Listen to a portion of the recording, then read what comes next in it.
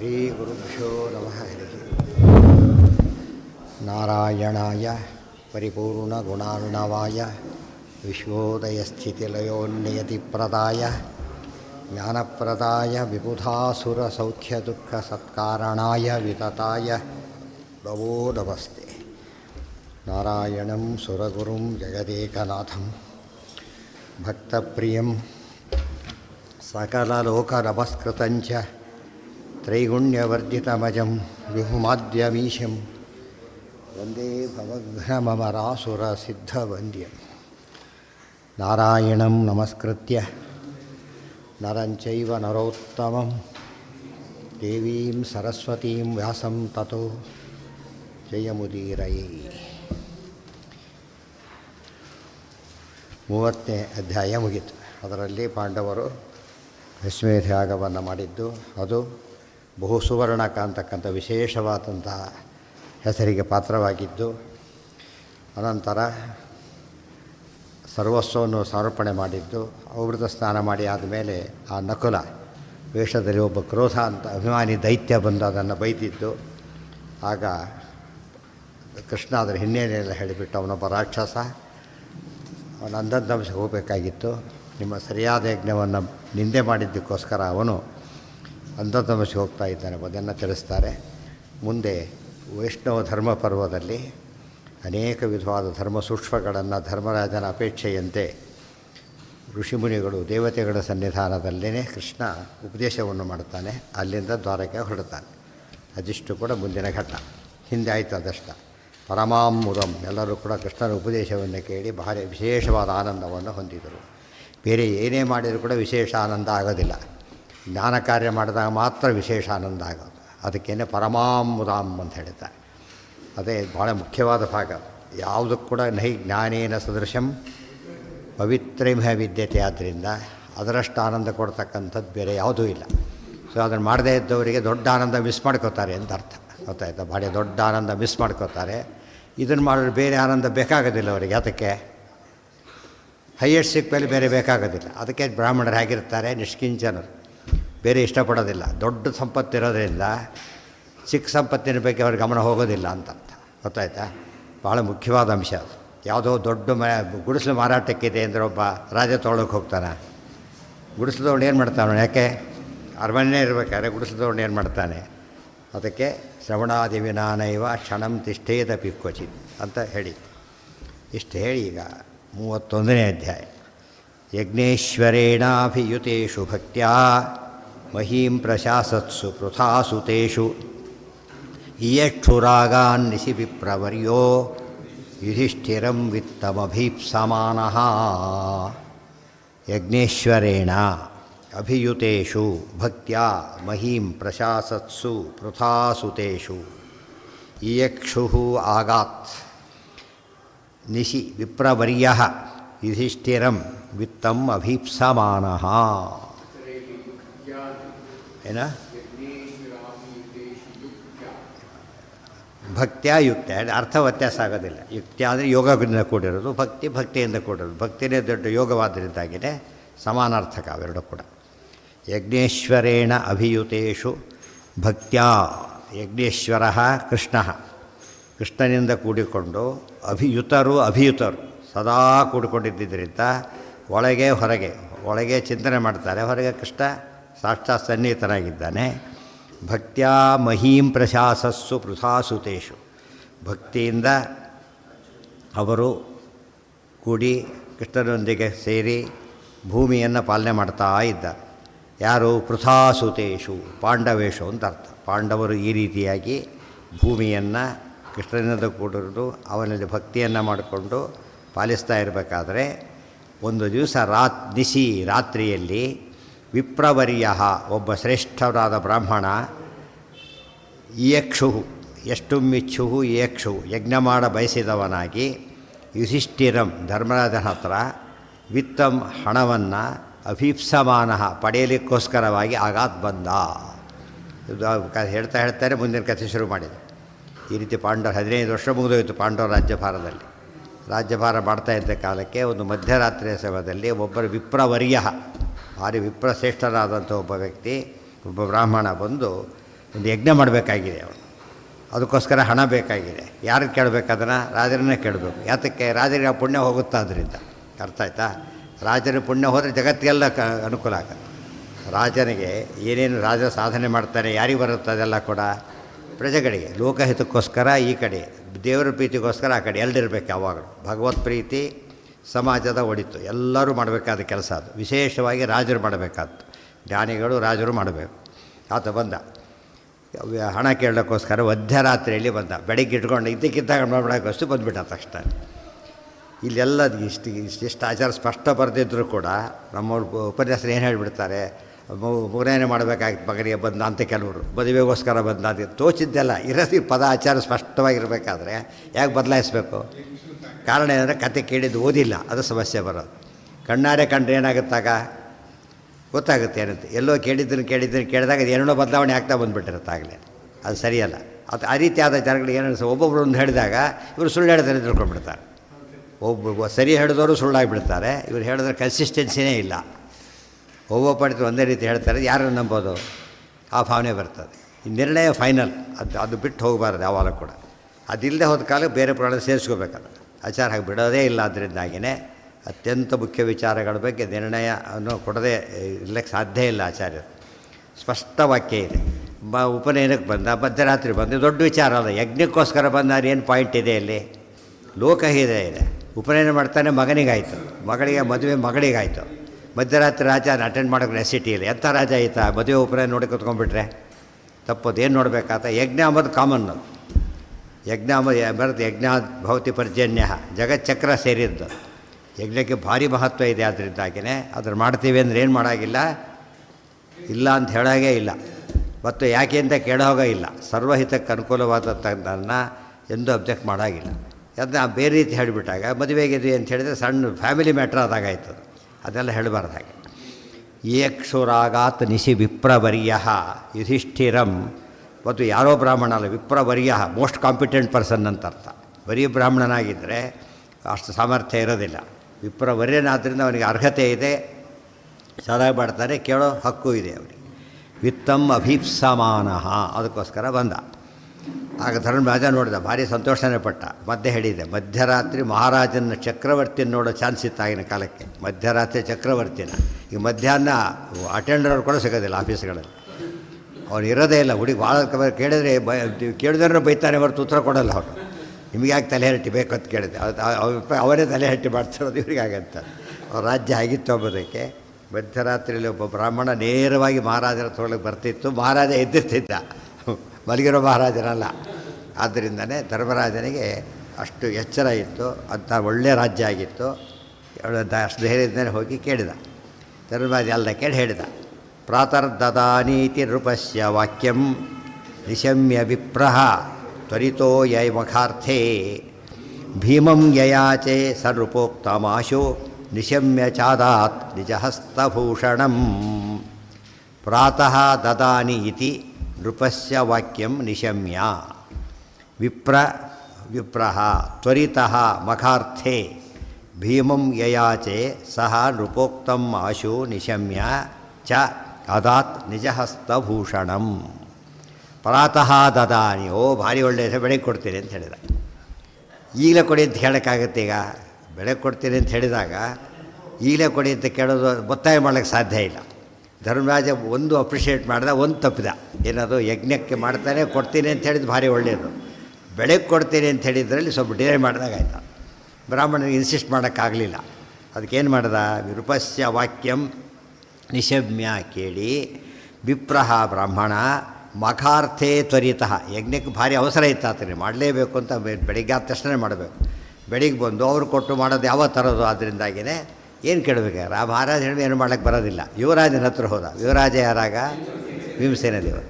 ಭೀಮಂ ಯಯಾಚೆ, ಭೀಮಸೇನಿಗೆ ಹೀಗಾಗಿದೆ, ನನಗೆ ಬೇಕು. ಮಹಾರಾಜನಿಗೆ ಕೇಳು ಅಂತ ಹೇಳಿದ. ಅವ್ರಿಗೆ ಗೊತ್ತು ಅವರಿಗೆ. ಇಲ್ಲ, ರಾಜರು ಒಪ್ಕೊಂಡಿದ್ದಾರೆ, ಬೆಳಿಗ್ಗೆ ಕೊಡ್ತಾರಂತೆ. ಬೆಳಿಗ್ಗೆ ಡೇಟ್ ಚೆಕ್ ಹಾಕಿದರೆ ಇವತ್ತು ಕ್ಯಾಶ್ ಆಗೋಲ್ಲ. ಅದು ಯಾವಾಗ ಆಗಬೇಕದು? ಒಂದು ದಿವಸ ಮುಂಚೆ ಕೊಟ್ಟರೂ ಆಗೋದಿಲ್ಲ, ಮಧ್ಯರಾತ್ರಿ ಕೊಟ್ಟರೂ ಆಗೋದಿಲ್ಲ. ಬೆಳಿಗ್ಗೆ ವರ್ಕಿಂಗ್ ಅವರ್ಸೇ ಶುರುವಾಗಬೇಕು. ಏನು ಮಾಡಬೇಕೀಗ? ಭೀಮಸೇನ ನೋಡಿ ಹೇಗೆ ನಡ್ಕೋತಾರೆ. ಇದು ಭಾಳ ಇಂಪಾರ್ಟೆಂಟ್. ಹೇಗೆ ನಡ್ಕೋಬೇಕು ಮನುಷ್ಯ ಧರ್ಮದ ವಿಚಾರದಲ್ಲಿ ಎಂಬುದಕ್ಕೆ ದೊಡ್ಡ ಮೆಸೇಜ್ ಕೊಡ್ತಾರೆ. ನೃಪೋಕ್ತಮಾಶು ನಿಶಮ್ಯ ಚ ಅದಾತ್ ನಿಜಹಸ್ತಭೂಷಣ ತಗೊಳ್ಳಿ ಅಂತ ಕೊಟ್ಟರು. ಇಲ್ಲಿ ಭಾರಿ ಸಮಸ್ಯೆ ಇದೆ. ಇದನ್ನು ಡೇಟ್ ಬರೆದಿಸಿರೋದ್ರಿಂದ ಈಗ ಕೊಡಾಗಿಲ್ಲ ಅದನ್ನು. ಈಗ ರಾಜನ ಅಪ್ಪಣೆ ಇಲ್ಲ ಕೊಡಲಿಕ್ಕೋಸ್ಕರ ಕೊಡಾಗಿಲ್ಲ ಅದನ್ನು. ಆದರೆ ಕೊಡದ ಇರೋಗೆಲ್ಲ ಒಳ್ಳೆ ಕೆಲಸಕ್ಕೆ ಕೇಳ್ತಾನೆ. ಇದು ಇಕ್ಕಟ್ಟು ಬಂತೀಗ. ಇಲ್ಲಿ ಅಲ್ಲೂ ಧರ್ಮ ಸೂಕ್ಷ್ಮ ಸಿದ್ಧೇ ಭಾಗವತೆ ಧರ್ಮೇ ನಿರತೋ ಯದೃಕೋದರಹ. ಅಂದರೆ ಕೊಡಬೇಕಾದ ಧರ್ಮ ಎಲ್ಲ ಸರಿಯೇ, ಆದರೆ ರಾಜಾಜ್ಞೆ ಮೀರಿಸಾಗತ್ತೆ. ರಾಜಾಜ್ಞೆ ಮೀರಿ ಕೊಡಬಾರ್ದು, ಕೊಡದೇ ಇರಬಾರ್ದು. ಅದಕ್ಕೆ ನಿಜಹಸ್ತಭೂಷಣಂ, ಸ್ವಂತ ತಮ್ಮ ಕಡಗವನ್ನು ತೆಗೆದುಕೊಟ್ರು, ಬಂಗಾರದ ಕಡಗ ತೆಗೆದು ಕೊಟ್ಬಿಟ್ರು, ತೊಗೊಂಡೋಗು ಅಂತ ಹೇಳ್ಬಿಟ್ಟು. ಅದು ಇಲ್ಲ ಅನ್ನಬಾರ್ದು, ಬೇರೆ ಅದನ್ನು ಕೊಡಬಾರ್ದು. ಎಷ್ಟು ಇಂಪಾರ್ಟೆಂಟ್ ಪಾಯಿಂಟ್ ಅದು. ಆದ್ದರಿಂದನೇ ಧರ್ಮ ಎಲ್ಲೂ ತಪ್ಪೋದಿಲ್ಲ. ಭೀಮಸೇನ ಆಗಲೇ ಕೊಟ್ಟಿದ್ದು, ಕೊಡಬೇಕಾದ್ದನ್ನೇ ಕೊಟ್ಟಿದ್ದು. ಇದು ಪರ್ಸನಲ್, ಇದು ನಿಜಹಸ್ತಭೂಷಣೆ ಪರ್ಸನಲ್ ಯಾರು ಬೇಕಾದ್ರೂ ಕೊಡು, ಅವ್ರಿಗೆ ರೈಟ್ ಇದೆ. ಇದನ್ನು ಟ್ರಸ್ಟದು ಕೊಡಾಗಿಲ್ಲ, ಸ್ವಂತ ಕೊಡ್ಬೋದು ಆ ರೀತಿ.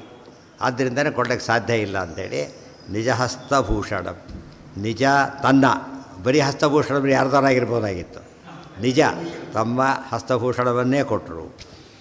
ಭೀಮಂ ಯಯಾಚೆ ಸರ್ವೋಕ್ತಮಾಶು ನಿಶಮ್ಯ ಚಾದಾತ್ ನಿಜಹಸ್ತಭೂಷಣಂ.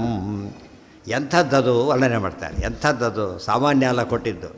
ಅನರ್ಘ್ಯಂ ಅಗ್ನಿಪ್ರತಿಮಂ ವಿಚಿತ್ರರತ್ನಾನ್ವಿತಂ ವಿಪ್ರವರಹ ತದಾಪ್ಯ ಯಯೌ ಕೃತಾರ್ಥೋಥ ಚ ನಂದಿಘೋಷಂ ಅಕಾರಯತ್ ವಾಯುಸೂನಸ್ತದೈವ. ಅನರ್ಘ್ಯಂ ಅಗ್ನಿಪ್ರತಿಮಂ ವಿಚಿತ್ರರತ್ನಾನ್ವಿತಂ, ರತ್ನಾಂಚಿತಂ ಪಾಠಾಂತರ. ವಿಪ್ರವರಹ ತತ್ ಆಪ್ಯ ಯಯೌ ಕೃತಾರ್ಥಃ ಅಥ ಚ ನಂದಿಘೋಷಂ ಅಕಾರಯತ್ ವಾಯುಸೂನು ತದಾ ಏವ. ಅದು ಎಷ್ಟು ಬೆಲೆ ಬಾಳೋದು ಅಂದರೆ ಅನರ್ಘ್ಯ ಬೆಲೆ ಕಟ್ಟಲಿಕ್ಕೆ ಆಗಲ್ಲ. ಬ್ರಾಹ್ಮಣ ಕೇಳಿದ್ದಕ್ಕಿಂತ ಭಾರಿ ಜಾಸ್ತಿ ಇತ್ತು. ಅದು ಸ್ವಲ್ಪ ಇರಲಿಲ್ಲ, ತುಂಬ ಜಾಸ್ತಿನೇ ಇತ್ತು. ಆ ಅಗ್ನಿಪ್ರತಿಮಂ, ಅಂದರೆ ಬೆಂಕಿ ಹೊಡೆದು ಒಳ್ಳೆ ಚಿನ್ನ ಹೇಗೆ ಹೊಡೆಯುತ್ತದು, ಫಳ ಹೊಡಿತು. ಅಗ್ನಿಪ್ರತಿಮಂ, ಅಗ್ನಿಯಷ್ಟು ಪ್ರಕಾಶಮಾನವಾಗಿತ್ತು. ವಿಚಿತ್ರ ರತ್ನಾನ್ವಿತಂ, ರತ್ನಖಚಿತವಾದ ಬಂಗಾರದ ಸುವರ್ಣ ಕಂಕಣ ರತ್ನಖಚಿತ ಸುವರ್ಣ, ಅದು ಬರೀ ರತ್ನಗಳು. ವಿಚಿತ್ರ ರತ್ನಾನ್ವಿತಂ, ವಿಚಿತ್ರ ರತ್ನಗಳಿಂದ ಭೀಮಸೇನ ಕೈಲಿ ಹಾಕೋಬೇಕಾದ್ರೆ ಯುವರಾಜ ಹಾಕೋಬೇಕಾದ್ರೆ ಹೇಗಿರಬೇಕು, ಒಂದು ಕಡೆ ಜೀವೋತ್ತಮ ಸ್ವರೂಪದಲ್ಲಿ, ಯುವರಾಜ ಪೋಸ್ಟಲ್ಲಿ. ಆದರೆ ಅಂಥ ಅಮೋಘವಾದಂಥ ಅದನ್ನು ಅದಾತ್ ನಿಜಹಸ್ತಭೂಷಣ ಏನು ಮಾಡಿದ್ರು, ಅದನ್ನು ತಮ್ಮ ಬ್ರಾಹ್ಮಣಿಗೆ ಕೊಟ್ಟು ತೊಗೊಂಡು ಹೊರಟ. ವಿಪ್ರವರಹ ತದಾಪ್ಯ, ಅದನ್ನು ನೋಡಿದ ತಕ್ಷಣ ಬ್ರಾಹ್ಮಣಿಗೆ ಭಾರಿ ಖುಷಿಯಾಗಿ ಹೋಯ್ತು. ಯಾತಕ್ಕೆ ಇಲ್ಲೂ ಮತ್ತೆ ವಿಪ್ರವರಹ ಅಂತೇಳಿ, ವಿಪ್ರವರಹ ಭಾರಿ ಬ್ರಾಹ್ಮಣ ಶ್ರೇಷ್ಠ. ಆಪ್ಯ ಯಯೌ ಕೃತಾರ್ಥ, ಭಾರಿ ಖುಷಿ ಆಯ್ತು ಅಂತಲೇ. ಕೃತ ಅರ್ಥ ಅಂದ್ರೇನು, ಕೆಲಸ. ಕೆಲಸ ಪೂರೈಸ್ತು. ಅರ್ಥ ಅಂದರೆ ಸಂಪತ್ತು ಬಂತು. ಕೃತಾರ್ಥ ಹೊರಟೋಗ್ಬಿಟ್ಟಲ್ಲಿದ್ದ ಬ್ರಾಹ್ಮಣ. ಈಗ ನೋಡಿ, ಮಧ್ಯರಾತ್ರಿ ಬಂದರು ಅವರು ಕೊಟ್ಟರು ಅಂತ ಕೇಳಿದರೆ ಅರ್ಥ ಏನು, ವಾಯುದೇವರು ಯಾವಾಗಲೂ ಎದ್ದಿರ್ತಾರೆ, ಯಾವಾಗಲೂ ಅಟೆಂಡ್ ಮಾಡ್ತಾರೆ. ಆಶುದೇವ ವಾಯುಸ್ತುತಿ ಅರ್ಥ ಆಗೋದು, ಇಮ್ಮಿಡಿಯೇಟಾಗಿ ಕೊಡ್ತಾರೆ. ಇನ್ನು ಯಾರೇ ಫಲ ಕೊಟ್ಟರು ಕೂಡ ಧರ್ಮರಾಜನ ಕೇಳಿದ್ವಿ ಅಂತ ತಿಳ್ಕೊಬೇಡ, ಸ್ವಲ್ಪ ಕೊಡ್ತಾರೆ, ಡಿಲೇ ಆಗುತ್ತೆ. ಅದು ವಾಯುಸ್ತುತಿ ಏನಾಗಲ್ಲ, ಫಲ ಅದರದ್ದು ಇಮ್ಮಿಡಿಯೇಟ್ ಅಂತ. ಅದು ಎಷ್ಟೋ ಸರ್ತಿ ಹಾಗಾಗಿದೆ. ಯಾವುದೋ ಪ್ರಸಂಗ ಯಾರೋ ಕೇಳಿದಾಗ ಪುನಃ ಶುರು ಮಾಡಿದರೆ ಮುಗಿದ ಮೇಲೆ ಬಂದಿಲ್ಲ, ಶುರು ಮಾಡ್ತಿರ್ಲಿಕ್ಕೆ ಬಂದಾಯ್ತು, ಆಗಲೇ ಕೆಲಸ ಆಗಿತ್ತು ಅವ್ರದ್ದಾಗಲೇ. ಅಷ್ಟು ಫಾಸ್ಟಾಗಿ ಕೆಲಸ ಮಾಡೋದು. ನಮ್ಮ ಜನಕ್ಕೆ ಅದು ಗೊತ್ತಿಲ್ಲ, ಎಲ್ಲೆಲ್ಲೋ ಏನೇನೋ ಮಾಡ್ತಿರ್ತಾರೆ, ಏನೂ ಕಾರಣ ಇಲ್ಲ. ಅಗ್ನಿ ಪ್ರತಿಬಿಂಬದಾಪ್ಯ ನಂದಿಘೋಷಂ, ಇಲ್ಲಿ ಈ ಬ್ರಾಹ್ಮಣನಿಗೆ ರತ್ನ ಕೊಟ್ಟರು, ಅನಕ್ಕೆ ರತ್ನವನ್ನು ಕೊಟ್ಟರು, ಅವನಿಗೆ ಹುಣಸೆ ಬೀಜ ಕೊಟ್ಟರು. ಯಾರಿಗೆ ಅಲ್ಲಿ ಅಂತೂ ಬರೀ ಹಾಗೆ ವಾಪಸ್ ಕಳಿಸಲ್ಲ, ಅವ್ರು ಏನು ಮಾಡ್ತಾರೆ, ಕೊಟ್ಟರು. ಅದು ಕೂಡ ಏನಾಯಿತು, ಮುಕ್ತಿ ಬೀಜನೇ ಆಯಿತು. ಅವ್ರು ಏನು ಕೊಟ್ಟರು ಮುಟ್ಟಿದರೆ ಸಾಕು, ಏನಾಗುತ್ತದು, ಚಿನ್ನ. ಅದು ಎಲ್ಲದ ಬ್ರಾಹ್ಮಣ ಸುವರ್ಣ ಕೊಡ್ಲಿಕ್ಕೆ ಏನು ಗೊತ್ತ ಕಾರಣ, ಬ್ರಾಹ್ಮಣ ಸುವರ್ಣ ಅಂದರೆ ಜ್ಞಾನ, ವರ್ಣ ಸುವರ್ಣ ಅಕ್ಷರಗಳ ಜ್ಞಾನದಲ್ಲಿ ತಾನೆ. ಇವ್ರಿಗೆ ಬೇಕಾದ ಇವ್ರಿಗೆ ಕೊಟ್ಟರು, ಅವ್ರಿಗೆ ಬೇಕಾದ ಅವ್ರಿಗೆ ಕೊಟ್ಟರು. ಅವನು ವ್ಯವಸಾಯ ಮಾಡಬೇಕಲ್ಲ. ಹುಣಸೆ ಬೀಜ ಏನವು, ಕೃಷಿ ಗೋರಕ್ಷ ವಾಣಿಜ್ಯ ವೈಶ್ಯನ ಕೆಲಸ. ಅವ್ರು ವೈಶ್ಯ ಬಂದವನು, ಅದರಿಂದ ಅವನಿಗೆ ಬೇಕಾದ ಅವನಿಗೆ ಕೊಟ್ಟರು. ಅದ್ರ ಕೊಡಬೇಕಾದ್ರೂ ಕೂಡ ಹೇಗೆ ಕೊಡ್ತಾರೆ, ಅವರಿಗೆ ಯೋಗ್ಯತೆ ತಕ್ಕಂತೆ ಕೊಡ್ತಾರೆ. ಒಟ್ಟು ಫಲ ಏನಾಗಿರಬೇಕು, ವಿಮುಕ್ತಿ ಬೀಜ, ಮುಕ್ತಿ ಸಾಧನ ಆಗಬೇಕು. ಅದಕ್ಕೆ ಸ್ವಧರ್ಮೇ ನಿಧನಂ ಶ್ರೇಯ. ಅವರವ್ರು ಏನೇನು ಕೆಲಸ ಮಾಡ್ತಾರೋ ಆ ಕೆಲಸಕ್ಕೆ ಸಂಬಳ ಬರುತ್ತೆ, ಬೇಕಾದ್ ಮಾಡ್ಕೋಬೋದು. ಇದು ಅರ್ಥ ಮಾಡಿಕೊಂಡ್ರೆ ಕೊಡೋದ್ರಲ್ಲೂ ಕೂಡ ಯೋಗ್ಯವಾದನ್ನೇ ಕೊಡ್ತಾರೆ. ಅದಕ್ಕೆ ನಾವು ನಮ್ಮ ಚಾಯ್ಸ್ ಕೇಳಬಾರ್ದು. ಅವ್ರು ಕೊಡ್ತಾರೆ, ಏನು ಬೇಕು ಅವ್ರಿಗೆ ಗೊತ್ತಾದ್ರಿಂದ ಕೊಡ್ತಾರೆ. ಅನರ್ಘಂ ಪಾಠಾಂತರ, ಅದು ಒಳ್ಳೆಯ ಪಾಠ ಆ್ಯಕ್ಚುಲಿ. ಅರ್ಘ್ಯ ಶಬ್ದಕ್ಕೆ ಈ ಅರ್ಥವೂ ಇದೆ. ಅರ್ಘ ಅಂದರೆ ಬೆಲೆ ಅಂತ ಅರ್ಥ. ಅನರ್ಘ ಅಂದ್ರೇನು, ಬೆಲೆ ಕಟ್ಟಲಾರದ್ದು ಅಂತ ಗೊತ್ತಾಯ್ತಾ. ಅದೇ ಎರಡು ಪಾಠನೂ ಇದೆ, ಆದರೆ ಎರಡಕ್ಕೂ ಅರ್ಥ ಅದೇ ಮಾಡಬೇಕು. ಅರ್ಘ ಡೈರೆಕ್ಟಾಗಿ ಬರುತ್ತೆ. ಇನ್ನು ಸ್ವಲ್ಪ ಅನರ್ಘ್ಯಂ ಅಗ್ನಿಪ್ರತಿಮಂ ವಿಚಿತ್ರ ರತ್ನಾಂಚಿತಂ ವಿಪ್ರವರಹ ತದಾಪ್ಯ ಯಯೌ ಕೃತಾರ್ಥ ಅಥ ಚ ನಂದಿಘೋಷಂ. ಎಷ್ಟು ಮಟ್ಟಿಗೆ ರಾಜ ಕೊಡದಿದ್ದೆ ಒಳ್ಳೆಯದ, ಜಾಸ್ತಿ ಸಿಗ್ತಲ್ಲ ಅಂಥೇಳಿ. ಅಲ್ಲಿ ಕೊಟ್ಟಿದ್ದರೆ ಅಷ್ಟು ಕೊಡ್ತಿದ್ದೆ, ಜಾಸ್ತಿನೇ ಸಿಕ್ಕಾಗ ಕೃತಾರ್ಥ ಭಾರಿ ಖುಷಿಯಿಂದ ಹೊರಟೋದ. ಆಗ ನಂದಿಘೋಷಂ ಅಕಾರಯತ್ ವಾಯುಸೂನು ತದೈವ. ವಾಯುಸೂನು ಆದ ಭೀಮಸೇನ ದೇವರು ಆ ಕ್ಷಣದಲ್ಲೇ ನಂದಿಘೋಷ ಮಾಡಿರಿ ಅಂತ ಹೇಳಿದರು. ನಂದ ಅಂದರೆ ನಂದಿ ಆನಂದದ ಘೋಷವನ್ನು ಮಾಡಲಿಕ್ಕೆ ಹೇಳಿದರು, ಬಾರಿಸಿದ್ರು ಅವರು. ಅದು ದೇವರಾಜ ಹೇಳಿದ್ಮೇಲೆ ಮುಗಿದೋಯ್ತು. ಮಧ್ಯರಾತ್ರಿಯಲ್ಲಿ ನೀವು ಪಟಾಕಿ ಹೊಡಿತಾರಲ್ಲ, ಗೆದ್ದರೆ ಯಾರೋ ಅವರು ಮಧ್ಯರಾತ್ರಿ ಹೊಡೆದ್ರೆ ಮೇಲೆ ಆಶ್ಚರ್ಯ ಏನಿಲ್ಲ ಅದರೊಳಗೆ. ಅಲ್ಲೇನೋ ಇವ್ರು ಯಾಕೆ ಹೊಡಿತಾರೆ, ಖುಷಿಯಿಂದ ಹೊಡಿತಾರೆ, ತಂದಿಟ್ಕೊಂಡಿರ್ತಾರೆ, ಸೋತು ಬಿಡ್ತಾರೆ, ಸುಮ್ಮನೆ ಇಟ್ಟಿರ್ತಾರೆ, ಏನು ಮಾಡೋಕ್ಕಾಗಲ್ಲ, ಬಿಸಾಕ್ಬೇಕಷ್ಟೇ. ಇಲ್ಲದ್ರೆ ರಾಂಗ್ ಮೆಸೇಜ್ ಕೊಟ್ಟಾಗುತ್ತೆ. ಗೆದ್ದರೆ ಮಾತ್ರ ಯಾರು ಜ್ವರ ಹೊಡಿತಾರೆ ಹೊಡೆದ್ರಿಗೆ. ಸೊ ಮಧ್ಯರಾತ್ರಿ ಕ್ರಿಕೆಟ್ ಇದು ಕೇಳಿದಾಗೆಲ್ಲ ಇದು ಜ್ಞಾಪಕ ಆಗಬೇಕಿದು. ಮಧ್ಯರಾತ್ರಿ ಅವ್ರು ನೋಡಿದರೆ ಆನಂದದ ಘೋಷ ಮಾಡಿ. ನಂದಿಘೋಷ ಅಂದರೆ ಏನು, ಆನಂದ ತೀರ್ಥ. ಅವ್ರು ಏನು ಮಾಡಿದ್ರು ಆನಂದದ ವಿಷಯ, ಬೇರೆ ವಿಷಯ ಹೇಳೋದಿಲ್ಲ, ಆದ್ದರಿಂದ ನಡೀತದೆ. ತದೈವ ಆಗಲೇ ಕೊಟ್ಟಿದ್ದು, ಆ ಕ್ಷಣನೇ ಮಾಡಿದ್ದು. ಮಧ್ಯರಾತ್ರಿ ಬೆಳಗ್ಗೆಲ್ಲ ಆಗಲೇ ಮಾಡಿಬಿಟ್ರು ಅಂತ ಅರ್ಥ. ಆಗ ಆಶ್ಚರ್ಯ ಆಯಿತು ಧರ್ಮರಾಜನಿಗೆ. ಅಕಾಲಜಂ ತಂತು ನಿಶಮ್ಯ ರಾಜ ಪಪ್ರಚ್ಛ ದೂತೈ ತಮುವಾಚ ಭೀಮಃ ಯನ್ಮರ್ತ್ಯ ದೇಹೋಪಿ ವಿನಿಶ್ಚಿತಾಯು ಅಭೂನೃಪಸ್ತೇನ ಮಮಾಸ ಹರ್ಷಃ. ಅಕಾಲಜಂ ತಂ ತು ನಿಶಮ್ಯ ರಾಜ ಪಪ್ರಚ್ಛ ದೂತೈ ತಂ ಉವಾಚ ಭೀಮಃ ಯತ್ ಮರ್ತ್ಯದೇಹಃ ಅಪಿ ವಿನಿಶ್ಚಿತಾಯುಃ ಅಭೂತ್ ನೃಪಃ ತೇನ ಮಮ ಆಸ ಹರ್ಷಃ. ಅಕಾಲಜಂ ತಂ ತು ನಿಶಮ್ಯ ರಾಜ. ಅಕಾಲಜಂ, ಅಕಾಲದಲ್ಲಿ ಘೋಷ ಇದೆ. ಅಕಾಲವಧಿ ಎರಡರ್ಥ. ಮಧ್ಯರಾತ್ರಿ ಒಂದು ಅಕಾಲ, ಇನ್ನೊಂದು ಅಕಾಲ ವಿಜಯಯಾತ್ರೆ ಯಾವುದು ಮಾಡಿಲ್ಲ ಅವರೀಗ, ಯಾವ ಪ್ರಸಂಗನೇ ಬಂದಿಲ್ಲ, ಏನೂ ಪ್ರಸಂಗ ಬಂದಿಲ್ಲ. ಹಬ್ಬನೂ ಅಲ್ಲ, ಈ ಕಡೆ ಗೆಲುವು ಅಲ್ಲ. ಸುಮ್ಮನೆ ಯಾಕೆ ಬಾರಿಸಿದ್ದೀಗ? ಯುದ್ಧ ನಡೆದಿದ್ದರೆ ಗೆದ್ದದ್ದಕ್ಕೆ ನಂದಿ ಘೋಷದಲ್ಲಿ ಮೀನಿಂಗ್ ಇತ್ತು. ಅಥವಾ ಸಕಾಲದಲ್ಲಿ ಏನೋ ಮಾಡಿದ್ರು ಒಂದೇನೋ ಉತ್ಸವ ಅಂತ ತಿಳ್ಕೊಬೋದಾಗಿತ್ತು. ಅಕಾಲದಲ್ಲಿ ಬಂದಂಥದ್ದನ್ನು ಕೇಳಿ ನಿಶಮ್ಯ ಕೇಳಿ ರಾಜ ಪಪ್ರಚ್ಛ ದೂತೈಹಿ. ಇದು ಇನ್ಚಾರ್ಜ್ ಭೀಮಸೇನ ದೇವರಾದ್ದರಿಂದ ಅವ್ರ ಹತ್ರ ಕೇಳಿಸ್ದ. ಏನಂತ, ಏನು ಕಾರಣ ಕೇಳ್ಕೊಂಬನ್ನಿ ಅಂತ. ಏನು ಕಾರಣ ನೋಡಿ, ದೂತೈಹಿ ಅಂತ ಪದ ಇದೆ, ದೂತೇನ ಅಂತ ಹೇಳಲಿಲ್ಲ, ದೂತರಿಹಿ. ವಜ್ರಾಸ ಒಳ್ಳೆಯ ವ್ಯಾಖ್ಯಾನ ಬರೀತಾರೆ ಅದಕ್ಕೆ. ಏನಂದರೆ ದೂತರ ಮೇಲೆ ದೂತರನ್ನು, ಒಬ್ಬರ ಮೇಲೆ ಒಬ್ಬರು ಹೋಗೋ ಕೇಳ್ಕೊಬ ಅಂತ ಹೇಳಿ. ಅದಕ್ಕೆ ಭಾರಿ ಅವಸರ ಆತನಿಗೆ, ತುಂಬ ಅರ್ಜೆಂಟ್ ಇದ್ದಾಗ ನೀನು ಅಂತ ಕಳಿಸ್ತಾರಲ್ಲ, ಹಾಗೆ ಅದು ಒಳ್ಳೆಯ ಸ್ವಾರಸ್ಯವಾದ ಅರ್ಥ ಅದು. ಅದರ ಆಚಾರ್ಯ ಉಪಯೋಗಿಸಿದ್ದ ಹಾಗೇನೆ. ದೂತೇನ ಅಂತ ಹೇಳಿದ್ರೆ ದೂತೈಹಿ ಪಪ್ರಚ್ಛ. ಯಾಕೆ ಅಂತ ಬಾರಿಸಿದ್ದು ಅಂತ ಕೇಳಿದ. ತಮುವಾಚ ಭೀಮಃ. ತಷ್ಟ ಭೀಮಃ ತಮ್ಮುವಾಚ. ತಮ್ಮಂದ್ರೇನು, ಅವನಿಗೆ ಹೇಳಿದ ಅಂದರೆ ದೂತೈಹಿ ಬಹುವಚನ ಇದೆ. ಅವನಿಗೆ ಹೇಳಿದ ಅಂದರೆ ಧರ್ಮರಾಜನಿಗೆ ಹೇಳಿದ, ಇವ್ರ ಮೂಲಕ ಮುಟ್ಟಿಸಿದ್ರು ಅಂತ ಅರ್ಥ. ಹೇಳೋದಕ್ಕೆ ಉದ್ದೇಶ ಯಾರಿಗೆ ಅದೀಗ? ಧರ್ಮರಾಜನಿಗೆ. ಅದಕ್ಕೆ ತಮ್ಮ ಪ್ರತಿ ಉವಾಚ, ದೂತರ ಮೂಲಕ ಧರ್ಮರಾಜನಿಗೆ ಮೆಸೇಜ್ ಕಳಿಸಿದರು. ಯಾತಕ್ಕೆ ಅಂದರೆ ಯತ್ ಮರ್ತ್ಯದೇಹ ಅಪಿ ವಿನಿಶ್ಚಿತಾಯು ಅಭೂತ್ ನೃಪಃ ತೇನ ಮಮ ಆಸಹರ್ಷಃ. ನಂಗೆ ಭಾರಿ ಖುಷಿಯಾಯಿತು. ಏನದು, ನಮ್ಮ ರಾಜ ಬೆಳಗ್ಗೆ ಕೊಡ್ತೀನಿ ಅಂತ ಹೇಳಿದಾಗ ಬೆಳಗ್ಗೆವರೆಗೂ ಬದುಕಿರ್ತಾನೆ ಅಂತ ಆಯ್ತಲ್ಲ, ಎಷ್ಟು ಗ್ಯಾರಂಟಿ ಇದೆ ಆತನಿಗೆ. ದೇಶಕ್ಕೆ ಉತ್ಸವ ಅದು ದೊಡ್ಡ ವಿಜಯ. ಅದು ಯಾವುದ್ರ ಮೇಲೆ, ಮೃತ್ಯುವಿನ ಮೇಲೆ ವಿಜಯ. ಮರ್ತ್ಯದೇಹ ಅಂದರೆ ಮಾರ್ಟಲ್ ಬಾಡಿ ಅಂದ್ರೇನು? ಟೆಂಪ್ರರಿ ಜಾಬನ್ನು ಯಾವತ್ತು ಟರ್ಮಿನೇಟ್ ಮಾಡ್ಬೋದು, ಯಾವ ಬೇಕಾದ್ರೂ ಮಾಡೋದು, ವಿತೌಟ್ ನೋಟಿಸ್ ಕೊಡ್ಬೋದು, ಕೊಡದೇ ಇರ್ಬೋದು. ದಾಳಿಯಿಂದ ಬರಬೇಡ ಅಷ್ಟೇ. ಪರ್ಮನೆಂಟ್ ಆಗಿರುತ್ತೆ. ಮರ್ತ್ಯದೇಹ ಅಂದರೆ ಎಂಥದ್ದು? Temporary. Any time any body can die. ATM ಅಂತ ಹೇಳ್ತಾರೆ ಹಾಗೆ, ಎನಿ ಟೈಮ್ ಮೃತ್ಯು. ಅದಕ್ಕೆ ಇದೇ ಇಲ್ಲ, ಯಾವ ಮದುವೆಗಿದ್ವಿ ಯಾವ ಕಾರಣವೂ ಇಲ್ಲ. ಅದಕ್ಕೆ ಹೇಳ್ತಾರೆ ಇದರಲ್ಲಿ ವರಾಪ್ರಾಣದಲ್ಲಿ ಹೇಳ್ತಾರೆ, ನಾವು ಉಸಿರು ಬಿಟ್ಟಿದ್ದು ವಾಪಸ್ ತೊಗೋತೀವಿ ಅಂತ ಗ್ಯಾರಂಟಿ ಇಲ್ಲ ಅಂತ ಹೇಳಿದ್ದಾರೆ. ಉಸಿರು ಬಿಟ್ಟಿದ್ದು ವಾಪಸ್ ಬಂದರೆ ದೊಡ್ಡ ಅಚೀವ್ಮೆಂಟ್ ಇದ್ದಾಗ ಲೆಕ್ಕ ಅದು.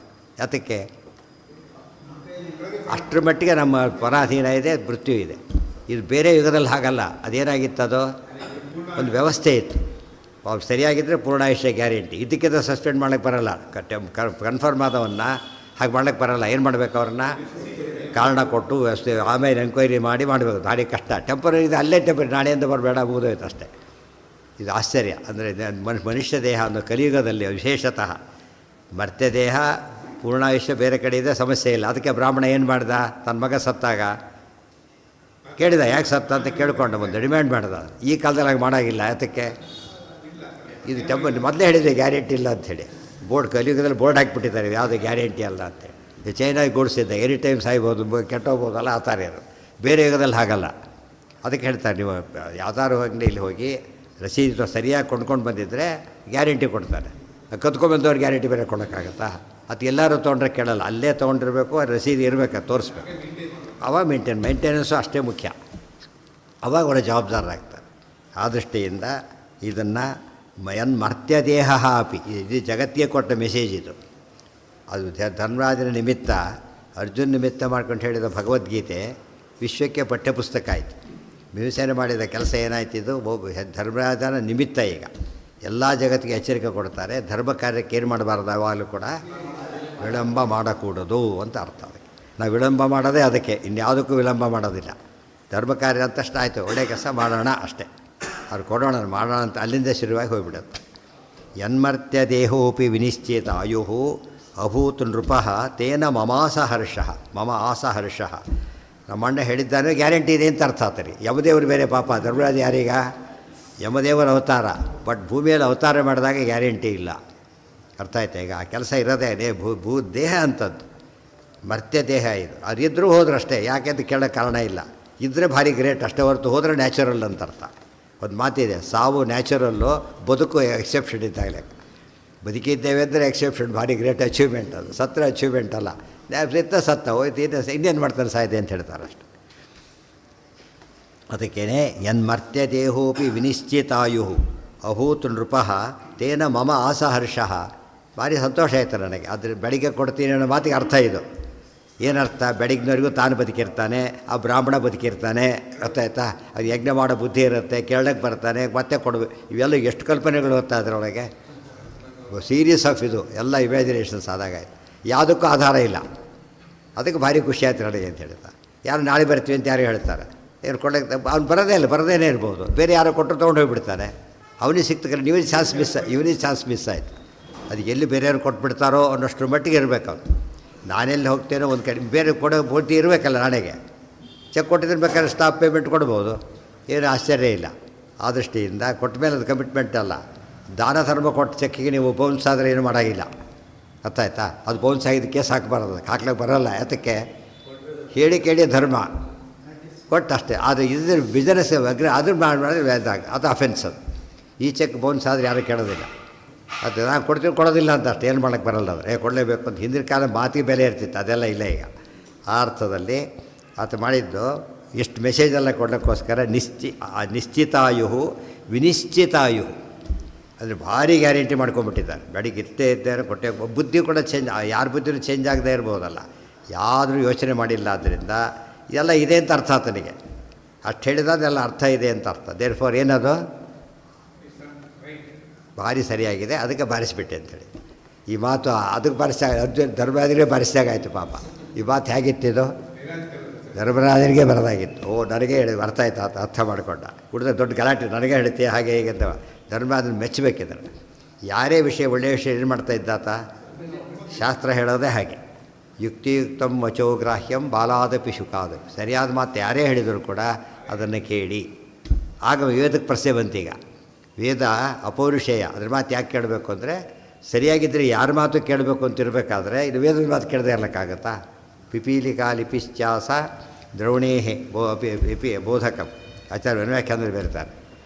ಪಿಪೀಲಿಕಾ ಲಿಪಿ ಸರಿ ಇದ್ದರೂ ಕೂಡ ಏನಾಗಬೇಕದು? ಒಪ್ಪಬೇಕದು. ಒಂದು ಇರುವೆ ಹೋಗ್ತಾ ಇದೆ ಧೂಳು ಮೇಲೆ, ಏನೋ ಬರೀದು ಹರಿಸರ್ವತ್ತು ಹೊತ್ತು ಬರ ಏನೋ ಬಂದುಬಿಡ್ತು. ಇರುವೆ ಬರೆದಿದ್ದು ಅಂತ ಕೇಳಕ್ಕೆ ಹೋಗಬೇಡ, ವಿಷಯ ಸತ್ಯ ಒಪ್ಪಬೇಕು ಅಂತ ಹೇಳ್ತಾರೆ. ಪ್ರಾಮಾಣ್ಯ ಯಾವುದ್ರ ಮೇಲೆ ಡಿಪೆಂಡ್ ಆಗಿಲ್ಲ ಯಾವಾಗಲೂ, ಸ್ವತಃ ಪ್ರಾಮಾಣ್ಯಂ ಸ್ವತಃ. ಆದ್ದರಿಂದ ಯಾರು ಹೇಳಿದರೂ ಸರಿಯೇ. ಈ ಅರ್ಥದಲ್ಲಿ ಎಷ್ಟು ಮುಖ್ಯವಾದ ತತ್ವ ಇದು. ಯನ್ಮರ್ತ್ಯ ದೇಹೋಪಿ ವಿನಿಶ್ಚಿತಾಯು ಅಭೂತ್ ರೂಪಸ್ಥೇನ ಮಮ ಆಸ ಹರ್ಷ. ನನಗೆ ಭಾರಿ ಹರ್ಷವಾಯಿತು, ಆದ್ದರಿಂದ ಬಾರಿಸಿದೆ. ಯಾರ್ದು? ಕರ್ಣ ಮಾಡಿದ್ದೇನೆ. ಏನು ಯಾಕೆ ಕರ್ಣದ ವಿಷಯ ಯಾಕೆ ಬಂತೀಗ? ಅದಕ್ಕೆ ಕಥೆ ಅಷ್ಟೇ, ಹಾಗೇನಿಲ್ಲ. ಬಟ್ ಆ ರೀತಿ ಮಾಡಬೇಕು. Message correct. ಕೆಲವು ವಿಷಯಗಳು ಸತ್ಯ ಇರೋದಿಲ್ಲ, ಮೆಸೇಜ್ ಕರೆಕ್ಟ್ ಇರುತ್ತೆ. ಇದು ಎರಡೂ ಹೌದು. ಗೊತ್ತಾಯ್ತಾ? ಎಡಗೈ ಇದ್ದರೆ ಎಡಗೈಲೇ ಕೊಟ್ಬಿಡ, ಬಲಗೈಲಿ ಬರೋ ಹೊತ್ತಿಗೆ ಬುದ್ಧಿ ಚೇಂಜ್ ಆಗ್ಬೋದು ಅಷ್ಟರ ಮಟ್ಟಿಗೆ. ಬಟ್ ಅವನೇ ಹೋಗ್ಬೋದು, ಸತ್ತು ಹೋಗ್ಬೋದು ಬೇಕಾದರೆ. ಆಗಬಾರ್ದು ಅಂತ ಅದು ತಾತ್ಪರ್ಯ ಎಡಗಲ್ಲಿ ಕೊಡಬೇಕು ಅಂತ ತಾತ್ಪರ್ಯ ಅಲ್ಲ, ತಡ ಮಾಡಿಕೊಡ್ದು ಅಂತ ತಾತ್ಪರ್ಯ. ಆಮೇಲೆ ತೀರಿ ಯಾರಿಗಳಿಗೆ ಕೊಡೋದು, ಇಷ್ಟು ಕೇಳಿದ್ರೆ ಯಾರು ಎಡಗಲ್ಲಿ ಕೊಡಿಲ್ಲ, ಕೊಡಬೇಕಾಗಿಲ್ಲ. ನಿಯಮಕ್ಕೆ ತಕ್ಕಂತೆ ಕೊಡಬೇಕಾದ್ರಿಂದ ಅದು ಸರಿ. ಆದರೆ ಪ್ರಸಂಗ ಬಂದಾಗ ಎಚ್ಚರ ಇರಲಿ ಅಂತ ಹೇಳ್ತಾರೆ. ಅಕಾಲಜಂ ತಂತು ನಿಶಮ್ಯ ರಾಜ ಪರ್ಪಚ್ಛ ದೂತೈ ತಮುವಾಚ ಭೀಮಃ ಯನ್ಮರ್ತ್ಯ ದೇಹೋಪಿ ವಿನಿಶ್ಚಿತಾಯು ಅಭೂನ್ ನೃಪಃ ತೇನ ಮಮಾಸ ಹರ್ಷಃ. ಅದಕ್ಕೆ ಹಾಗೆ ಮಾಡಿದೆ. ಈ ಕಥೆ ಕೇಳಿದ ನಮಗಾಗ ಪುರಂದರದಾಸರ ಹೆಂಡತಿ ಅವ್ರು ಮಾಡಿದ ಕೆಲಸ ಸರಿ ಹೋಗುತ್ತಾಗ ಮೂಗುತಿ ಕೊಟ್ಟರು, ಬೇರೆ ಕೊಡಲಿ, ಅದಕ್ಕೆ ಅದು ಪರ್ಮಿಷನ್ ಇಲ್ಲ. ಇದು ತಂದು ತವ್ರ ಮನೆಯದು. ಅದಕ್ಕೆ ಸೀತಾದೇವಿ ಹೇಳಬೇಕಾದ್ರೆ ದಶರಥ ನಾನು ಕೊಟ್ಟಿದ್ದಲ್ಲ, ನಿಂದು, ನೀನು ಹಾಕ್ಕೊಂಡು ಹೋಗು ಅಂತ ಹೇಳ್ತಾರೆ. ಇದು ಕರೆಕ್ಟಾಗಿ ಮ್ಯಾಚ್ ಆಗುತ್ತಾಗ. ಅದು ಏನದು ಸ್ತ್ರೀಧನ ಮಾತ್ರ ಕೊಡ ಹಾಕಿತ್ತು, ಕೊಟ್ಟರು. ಈ ಕಥೆ ಅವ್ರಿಗೆ ಗೊತ್ತಿತ್ತು.